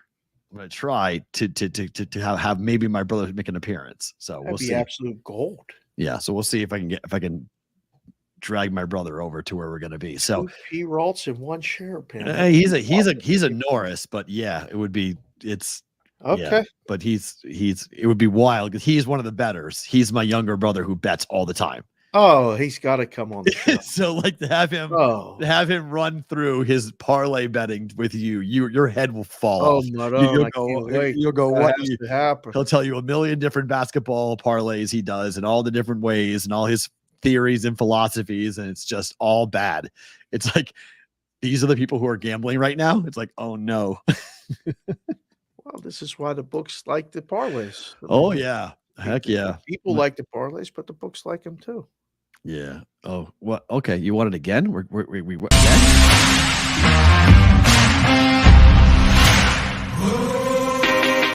If you're asking for it. I didn't even see that one coming. Hit it again. I missed the stinger. Hit it again, Matty. Thank you, Dan. Call your shots, boys. It's actually not a road trip to Boston, Not even though Boston. I'm going to be there for 2 weeks. It's not Boston. That I guess with technically Boston, kind of Cape. Not as of right now. Cape in New Hampshire. No, I mean, I think we're trying to come. We'll do a show. Yeah, I think we're trying to come to New England to do a show at some point in the future. It's just not going to be this time. But you relax. He's getting all mad that the stinger's too loud. It's too loud. Yes. He can't hear anyway. Oh, really? Yeah, he can't. He's not that one ear only works sometimes. Okay. He don't hear it good. TJ Watt's mad that he has not won a playoff game yet in his career. I can't believe he's 30. Does he have beef here to get mad that the team hasn't won a playoff game in his career? I don't even know how this made the rundown. Because this is a good story. This is a story you can talk about. It's your team. It's being talked about in circles. Like, is this his first indication that he might want out?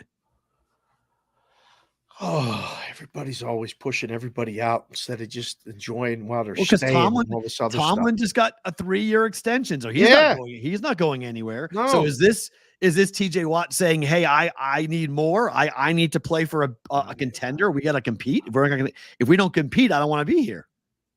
Stay healthy, and we're good. Like, we're working on it. We're back. Like, we went and got a quarterback. Complained about the quarterback before. Now we got a quarterback. Got all these skill position players, and let some of the wide receivers go. Got young. AP must be a big Steeler fan. Wow, I had a nerve. He's staying. He ain't going nowhere. I don't know. Although, I mean, JJ left after all those years, and then Arizona finished out in Arizona. I mean, if Raymaker is right, and there's a lot of people up in Pittsburgh who are furious about the fact that Tomlin is staying, is there sentiment potentially inside that locker room that says it feels the same way? I don't like this line of questioning. I'm just asking. It's tumult. We don't need tumult right now. You brought in Russell Wilson. You brought in tumult when you brought in Russell Wilson. So you brought in Mr. Unlimited to be part of your franchise on purpose. You guys did that. And then you went and got Justin Fields to make it even more awkward. So, just in case or when Russ gets hurt, right? I'd have a backup. And we found out today, AP's right. They're doing an in-season AFC North. The whole division is going to be showcased. It's the best division in football. It is this year. All the teams' season wins are over 500. Last year, okay, too. I'll buy it. Sure. I mean, I'm trying to think. Too. It was 8.5 or higher. Every team season wins. It is again. Yeah, very competitive. I'll give it to you. No, I think going into not historically, but this year, not historically, but this year. Historically, it's been pretty good, especially historically being the last 5 years. It always wasn't. Remember, it wasn't always this iteration. It was different. The Ravens weren't a thing, and they are now. But Ravens and the Steelers been a thing for about 20 years. Correct. I still think the NFC East is the best all-time division in football. I could make a case that the NFC East this year is more interesting than the AFC North simply because of the Eagle, Giant, and Dak Prescott situation. So you got serious drama going on in that division. Saquon going from the Giants to the Eagles is unbelievable, and then Dak in his contract situation is really going to be wild. So I think that there's a little bit of a conversation with that. NFC West is in the conversation. I'll give it to you, but the bottom, I don't know where the Cardinals are going to be. The worst team in the North is the Browns, and the Browns have potential. The Cardinals have potential, but let's see what the rookies do. And can Kyler stay healthy? It's tough on the Cardinals. Niners, Seahawks, Rams is good. It is. I don't know. The NFC North is going to be compelling this year with Detroit, Green Bay. The Bears are on the cusp and nobody knows what the hell's going on in Minnesota. Well, the Bears are doing hard knock for the Bears. The pregame hard knock. Right, so that's going to build up the interest. Right. So the in-game, the in-season, you weren't going to do the in-season with that conference because you're already doing it. So So that's why they're looking to I think an AFC option. Do we need all these things? Like I don't watch I don't care about the in-season Hard Knocks. I've never watched it. It does nothing for me. Like once I started, I like watching what the games. Once I started betting more, once I started being more involved with the Daily Juice and everything else, where I was betting every day, I stopped caring about the microphone drama that comes up between teams and coaches. Like I don't find that as nearly as I think it hurts me more than it helps me with as a handicapper. Because they get to show me. I almost shed a tear when you just said that, because we've been saying this in books and risk rooms. Like, they're like, you guys don't watch it? No, it doesn't affect the light. No, no. Because what causes it is the producers get to pick what they show. So how much stuff that happens that doesn't get shown on Hard Knocks? Like, sorry, Will, but if like a coach is motherfucking a kid, you know, like. We almost went the whole show without an F-bomb. If you know what I mean, like if Belichick is taking some kid by the face mask and ripping the hell out of him, and then he turns around and says, "You put that on Hard Knocks, I'd kill you all." And they're like, "Sorry, sir. Like they back off. Yeah, and they don't put it on. Like it's been known that the editorial control has been undercut over like year by year by year. Like in the beginning of Hard Knocks, HBO, they had full control to be like, hey, man, we're going to get this and we're putting it on. And then the teams get to now every episode, it's scrubbed, watched, and approved before it ever hits. Scrubbed? Yep. Watched. And they say, okay, fine. So it's nothing interesting. All the storylines are approved. They're okay with the storylines going out. Like Hard Knocks has lost all of its credibility. It has no punch or bite left to it. So I find it boring. I really this iteration of Hard Knocks is not fun. Yeah, it's crazy because it used to be so much of it was. I mean, you used to learn stuff, or even at least think you were learning something, where you would see stuff going on. Now I feel like it's so overproduced is the word. I don't know. No, it's too plastic. Much. It's not fun anymore. It's just not. It's not interesting anymore. Teams have too much control over what gets seen. Before we get rid of let go of Sports Grid and Sirius, Skeens Day. Pirates are minus 195. Can't remember the last time the Buccos been this big of a favorite over anybody. Somebody explain this to me, please. I cannot, sir. Your bullpen is still there, right?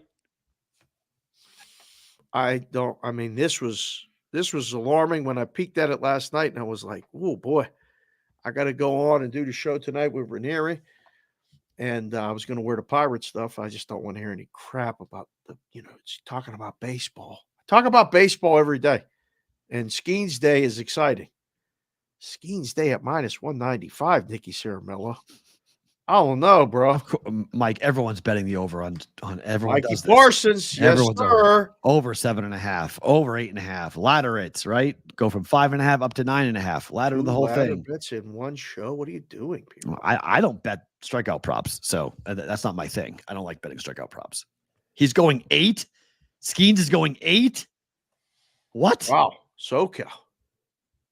Are you sure? Oh, it's down to 170. I heard they're going to rate him in a little. Okay, Butchie, I agree with that. Go down. 195 is too high. I was like, wait, what? Hold on, let me click refresh. Too high. Oh, yeah, 170. Okay. Yeah, much better. Yeah. It was 195 2.5 hours ago. It was. It was minus 200 last night. I thought somebody was having fun with somebody. I said, this can't be. So the biggest favorite of the day. So Skeens over, that train got derailed last time out. Every game was over until he pitched last game. So I don't mind coming back on it again and betting over again, over 8 here in this game. Right. I don't know, man. This screams like, Dave, I know you're a fan. Stay away. Just watch. Oh, yeah. I'm not betting this. Right? Like this is, yeah. I don't want to bet on them. There's nothing on baseball. I don't want to bet against them. Yeah. Nothing on baseball today it made my card. I was like, okay, I'm done. No, thank you. Really, Skeens Day. Nope. Nothing. I didn't touch baseball at all. Gucci? Oh, man. I don't know. Boston's playing. They're playing really well, but I couldn't bring myself to play anything. There's an automatic fade because they played the Sunday night game, so that's like fair. And they beat the Phillies and the Yankees in back-to-back series. So they're gonna beat Kikuchi tonight, maybe, or they're gonna cool off because they're on the road now. So, I don't know, guys. If you're with us live on YouTube and Twitter, don't move. You're getting more of us. If you're with us on SiriusXM or on Sports Grid, thank you for being here. We're back tomorrow. Bonus time begins right now.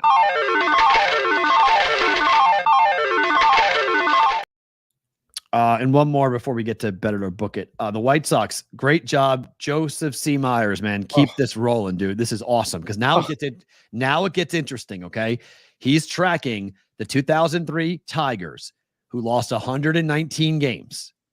The White Sox are on pace with the Detroit Tigers of 2003.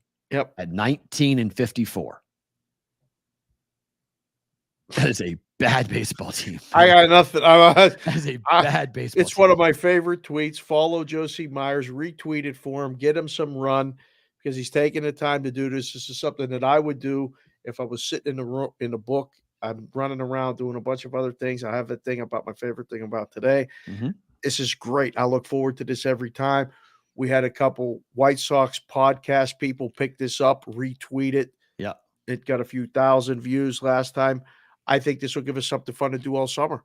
100%. We're going to have to watch this because they're on a tremendously bad run at the major league level while slowly stockpiling the best team in AA with prospects that are unreal. And they're not more to coming up. come, and more to come with the trading of Robert, Crochet, and Fetty. Yeah. So they're only going to get deeper. That farm system is only going to get more talent into it when they trade those two guys. So, and it wasn't that long ago. I was in a risk room starting to have fun with the socials and tweeting about the White Sox. In 2019, they were the most bet on team to win the World Series. Wow. At all of our joints. We kept having people come, and it was always like the Cubs or the brand names, Yankees, Dodgers, whatever. Right. The Chicago White Sox had the most tickets and the most money on them to win the World Series in 2019. And then it all went to hell. And then they hired Tony La Russa after that and all this other stuff. This is fascinating. It's a good baseball story for the summer. So we'll watch it for sure coming up to see who ends up doing it. Time for Better to Book It. Ooh, hey, that didn't fire.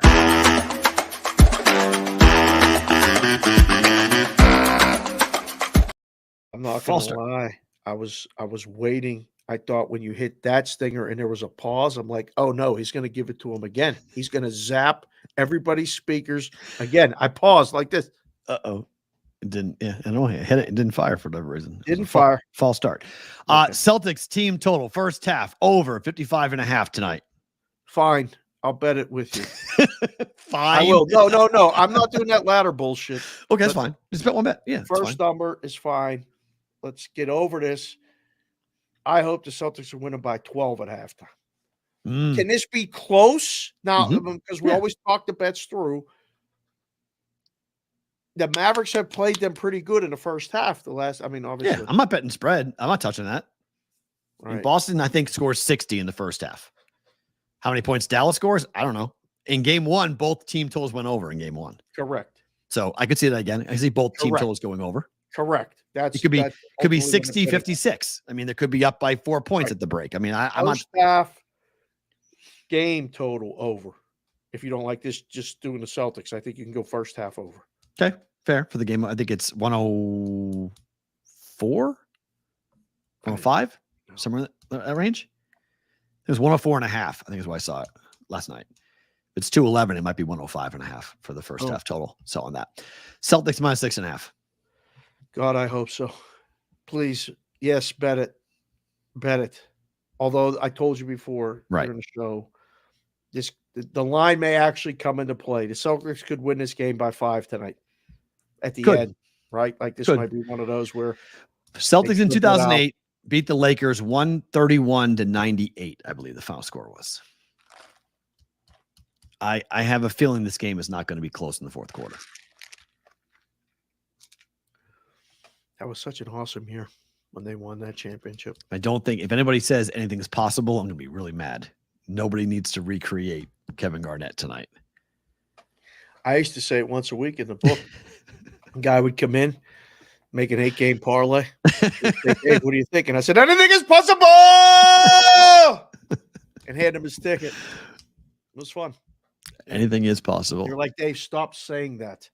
I'm like, no. The guy wanted to know if I thought his bet was good.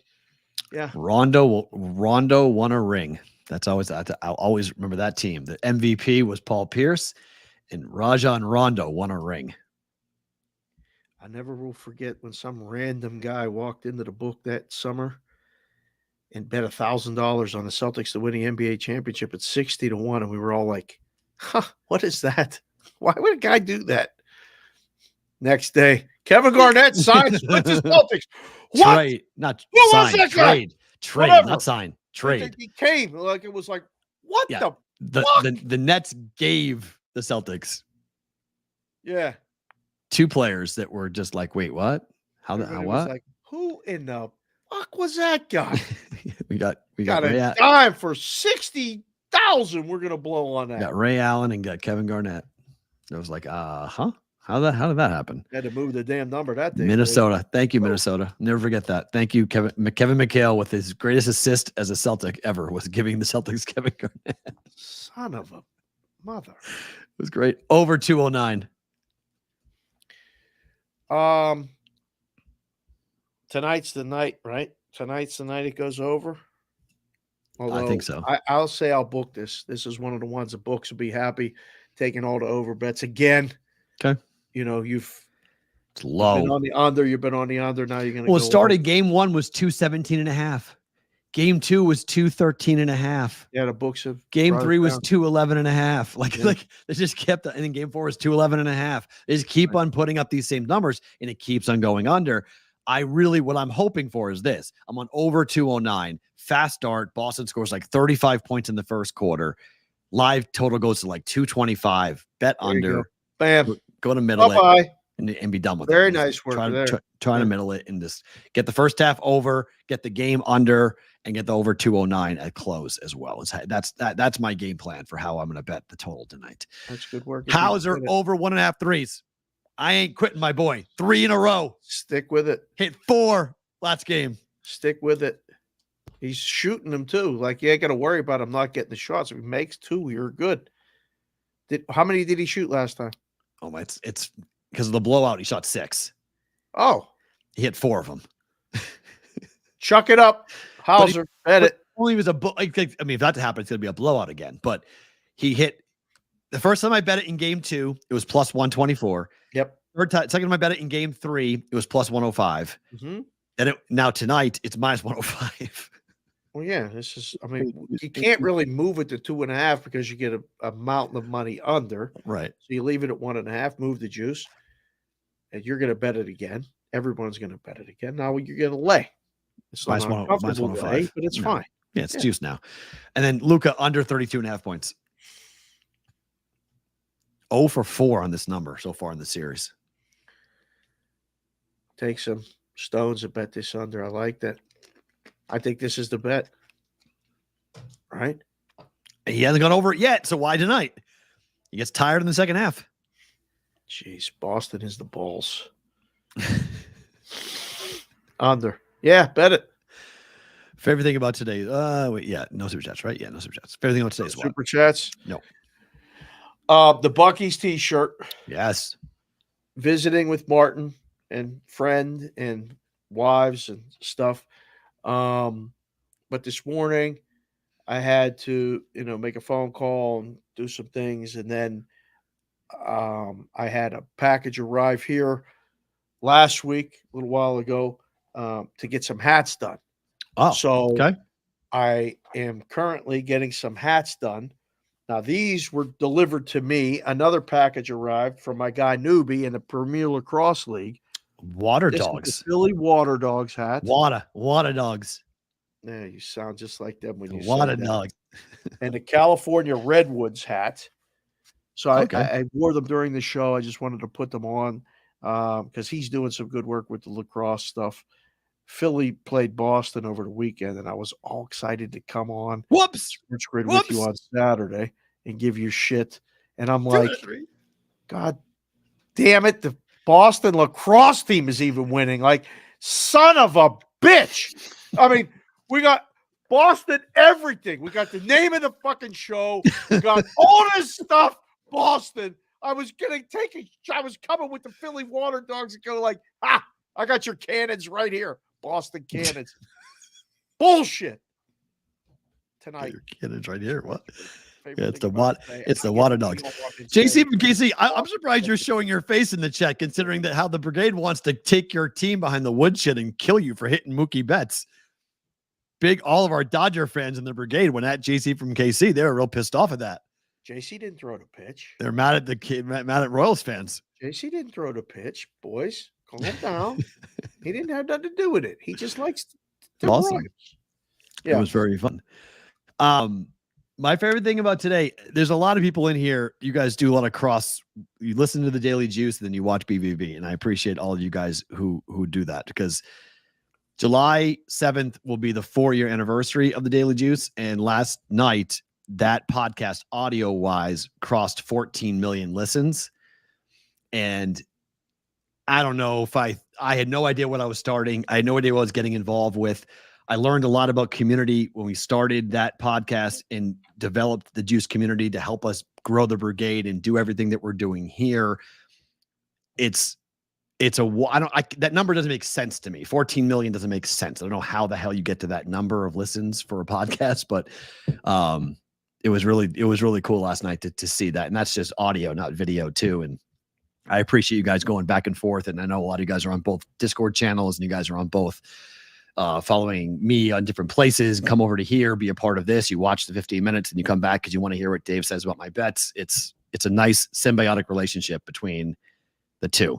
So that was cool last night to see that number go to 14 million. And This just in, your picks still suck. that's true. In last week, they sucked bad. Last week, that line actually mattered. And yesterday, that mattered too. I went 0 for 3 yesterday, but Russell Henley got a plus 550 for me. So that saved a lot. that Plus pulled my ass. Clean up a lot of stuff. Yeah, that saved my ass. That pulled my ass out of the fire to get that yesterday. So hopefully we have a decent day tonight. Yes, am I all in on the Celtics? Yes, I'm all in on the Celtics. Yes. Please, And Lord. end this, please. Stop. Let us have one more celebration run. You guys have never seen me after a championship. Hopefully you guys will see me tomorrow morning after a championship. You're going to want to be here tomorrow. Please. It's going to be a very fun show. It's going to be. Told him to ask you to come on at halftime again if you want tonight. I don't want to come on at halftime. All right, that's fine. I do not want to do it. I am going. This might be the last game of the season. Yeah. And I'll probably say something. I'll come on if they win and you're still on. I'll come on afterwards. That's fine. That's good. If you want me to come on after the game's over, okay. All right. I'll float that out there. okay. Say, I told them you would probably be unavailable for halftime. if they win, okay, and you want me to do a victory lap with Wetzel and you, I will 100% come on to do a victory lap and to have some fun. But even if they lose, I'll come on if they lose too. I'll come on and come on with like a black hat or bag over my head if they lose tonight too. So I'll come on after the game, but before the game or during the game, I'm going to be. I just don't want to talk about the basketball no more. I'm done. We get hockey day tomorrow. We get skiing day tonight. How can you be done that was talking about great. basketball? Because you just think it's over. Yeah, I'm done. No, it's going to be compelling. If Dallas goes there and wins, it's going to be compelling. It won't be that hard, I guess, but it's another, marathon show, and we're doing all these things. We're talking about all the bets. Like, the bets are all the same. Like you just did bet it or book it. You have 3 of the same bets that you had last game. I love you, so I don't mind doing it for That's 4 fine. hours. But that's from you. But wait. But don't show me how to do something and then bitch when I do it. Because you've told me forever, I came to you and said, I can't make the same bet on back-to-back games. You said, why the fuck not? Why can't you make the same bet back and forth? Absolutely. No, so I'm making the same bets that we're cashing. The same bet, the first half team total Celtics, Hauser over on threes, Luka under 32.5 points. These are all rinse and repeat wagers that have all been cashing. Thank God. That's good. So you're the one who told me to do that. we don't have to do 4-hour shows about it. Like, this is Fair. I got to do a 4-hour Fair. show talking about the basketball. Very And true. then I mentioned the hockey, and they're like, "What are you talking about the hockey for?" Well, the Oh, hockey's going to be good tomorrow. We'll It talk is. about the hockey tomorrow. The golf discussion was good today. Ballengee's great. Like, Yeah. so it's nice to have the different voices. My other favorite thing about today, I forgot to mention. Yeah. I bet on Bryson yesterday. Okay. Right. And they made me come and meet Iggy and everybody at the joint. He's put on the golf for me. And I'm watching, and he goes, "You're watching this a little differently than you normally watch." I go, "What do you mean?" He goes, "You bet on this, didn't you?" And I said, "Yeah." He goes, "What's better?" I said, "Bryson winning is better." I said, "It'll be okay if Rory wins, because I had a big plus and then a minus, whatever." Mhm. And so last night at pickleball, after we spent an hour picking up dog shit, which is how I spent my Father's Day, late afternoon, picking Sorry. up dog shit. That was fun. They said, "Daddy, did you win on the golf?" And I said, "Yeah, I did." "Well, how much did you win?" Like, nothing. It was small. I was just messing around. Now I'm getting critiqued, not just for the betting, but for the winning and not winning enough. After the fucking World Series exacta last year, they think everything's supposed to pay 20,000. I said, "Yeah, I bet I won like 100." "Oh, that's it?" That's it. Yep. That's What the I love that fuck is answer going on here? whenever I tell that to Madeline. She's like, "What did you win?" Like, I won $75. That's it. Like, what do you want? She's like, "That's all you won." It's like, you have no. Trying to explain that in Yeah. a pragmatic way is impossible. Yep. And I was like, I'm like, Maddie, I never tell you how much I lose either. So just Oh, and another thing this morning. So when I get the hats done, last thing I promise, I see Corbin, and he's doing the hats for the Yeah. boys. He says to me, "Hey, I was at First Friday on Friday night, and I was out at a bar downtown. You guys were on the screen at a bar downtown." I said, "Can you do me a favor and take a picture of that next time you're out and you see that?" He goes, "It was awesome." He goes, "You were wearing the hats I made you. I was telling everybody at the bar, I made those hats. Those guys are BVBs. Those are my guys." So now I put it on in the store. We're on the BVB in the store during the day. Awesome. Without sound though. Without sound. Yeah, Okay. you can't have a song. I mean, he Thank don't have you. the sound on it, period, ever. Right. In his But store, he has they have to play the music. I know, but I More on just the screen. get concerned. You have us on a little kid going to libs Oh, yeah. Hey, kid. and Yeah, drop an don't buy MF that, on you. right? Daddy, why do you say that? Sorry. Game 5. Buckle up, boys and girls. Recap coming up tomorrow on a Tuesday's Bostonian versus the Book. For Dave, Matt, we're back tomorrow. Hope to see you all here for another episode of BVB.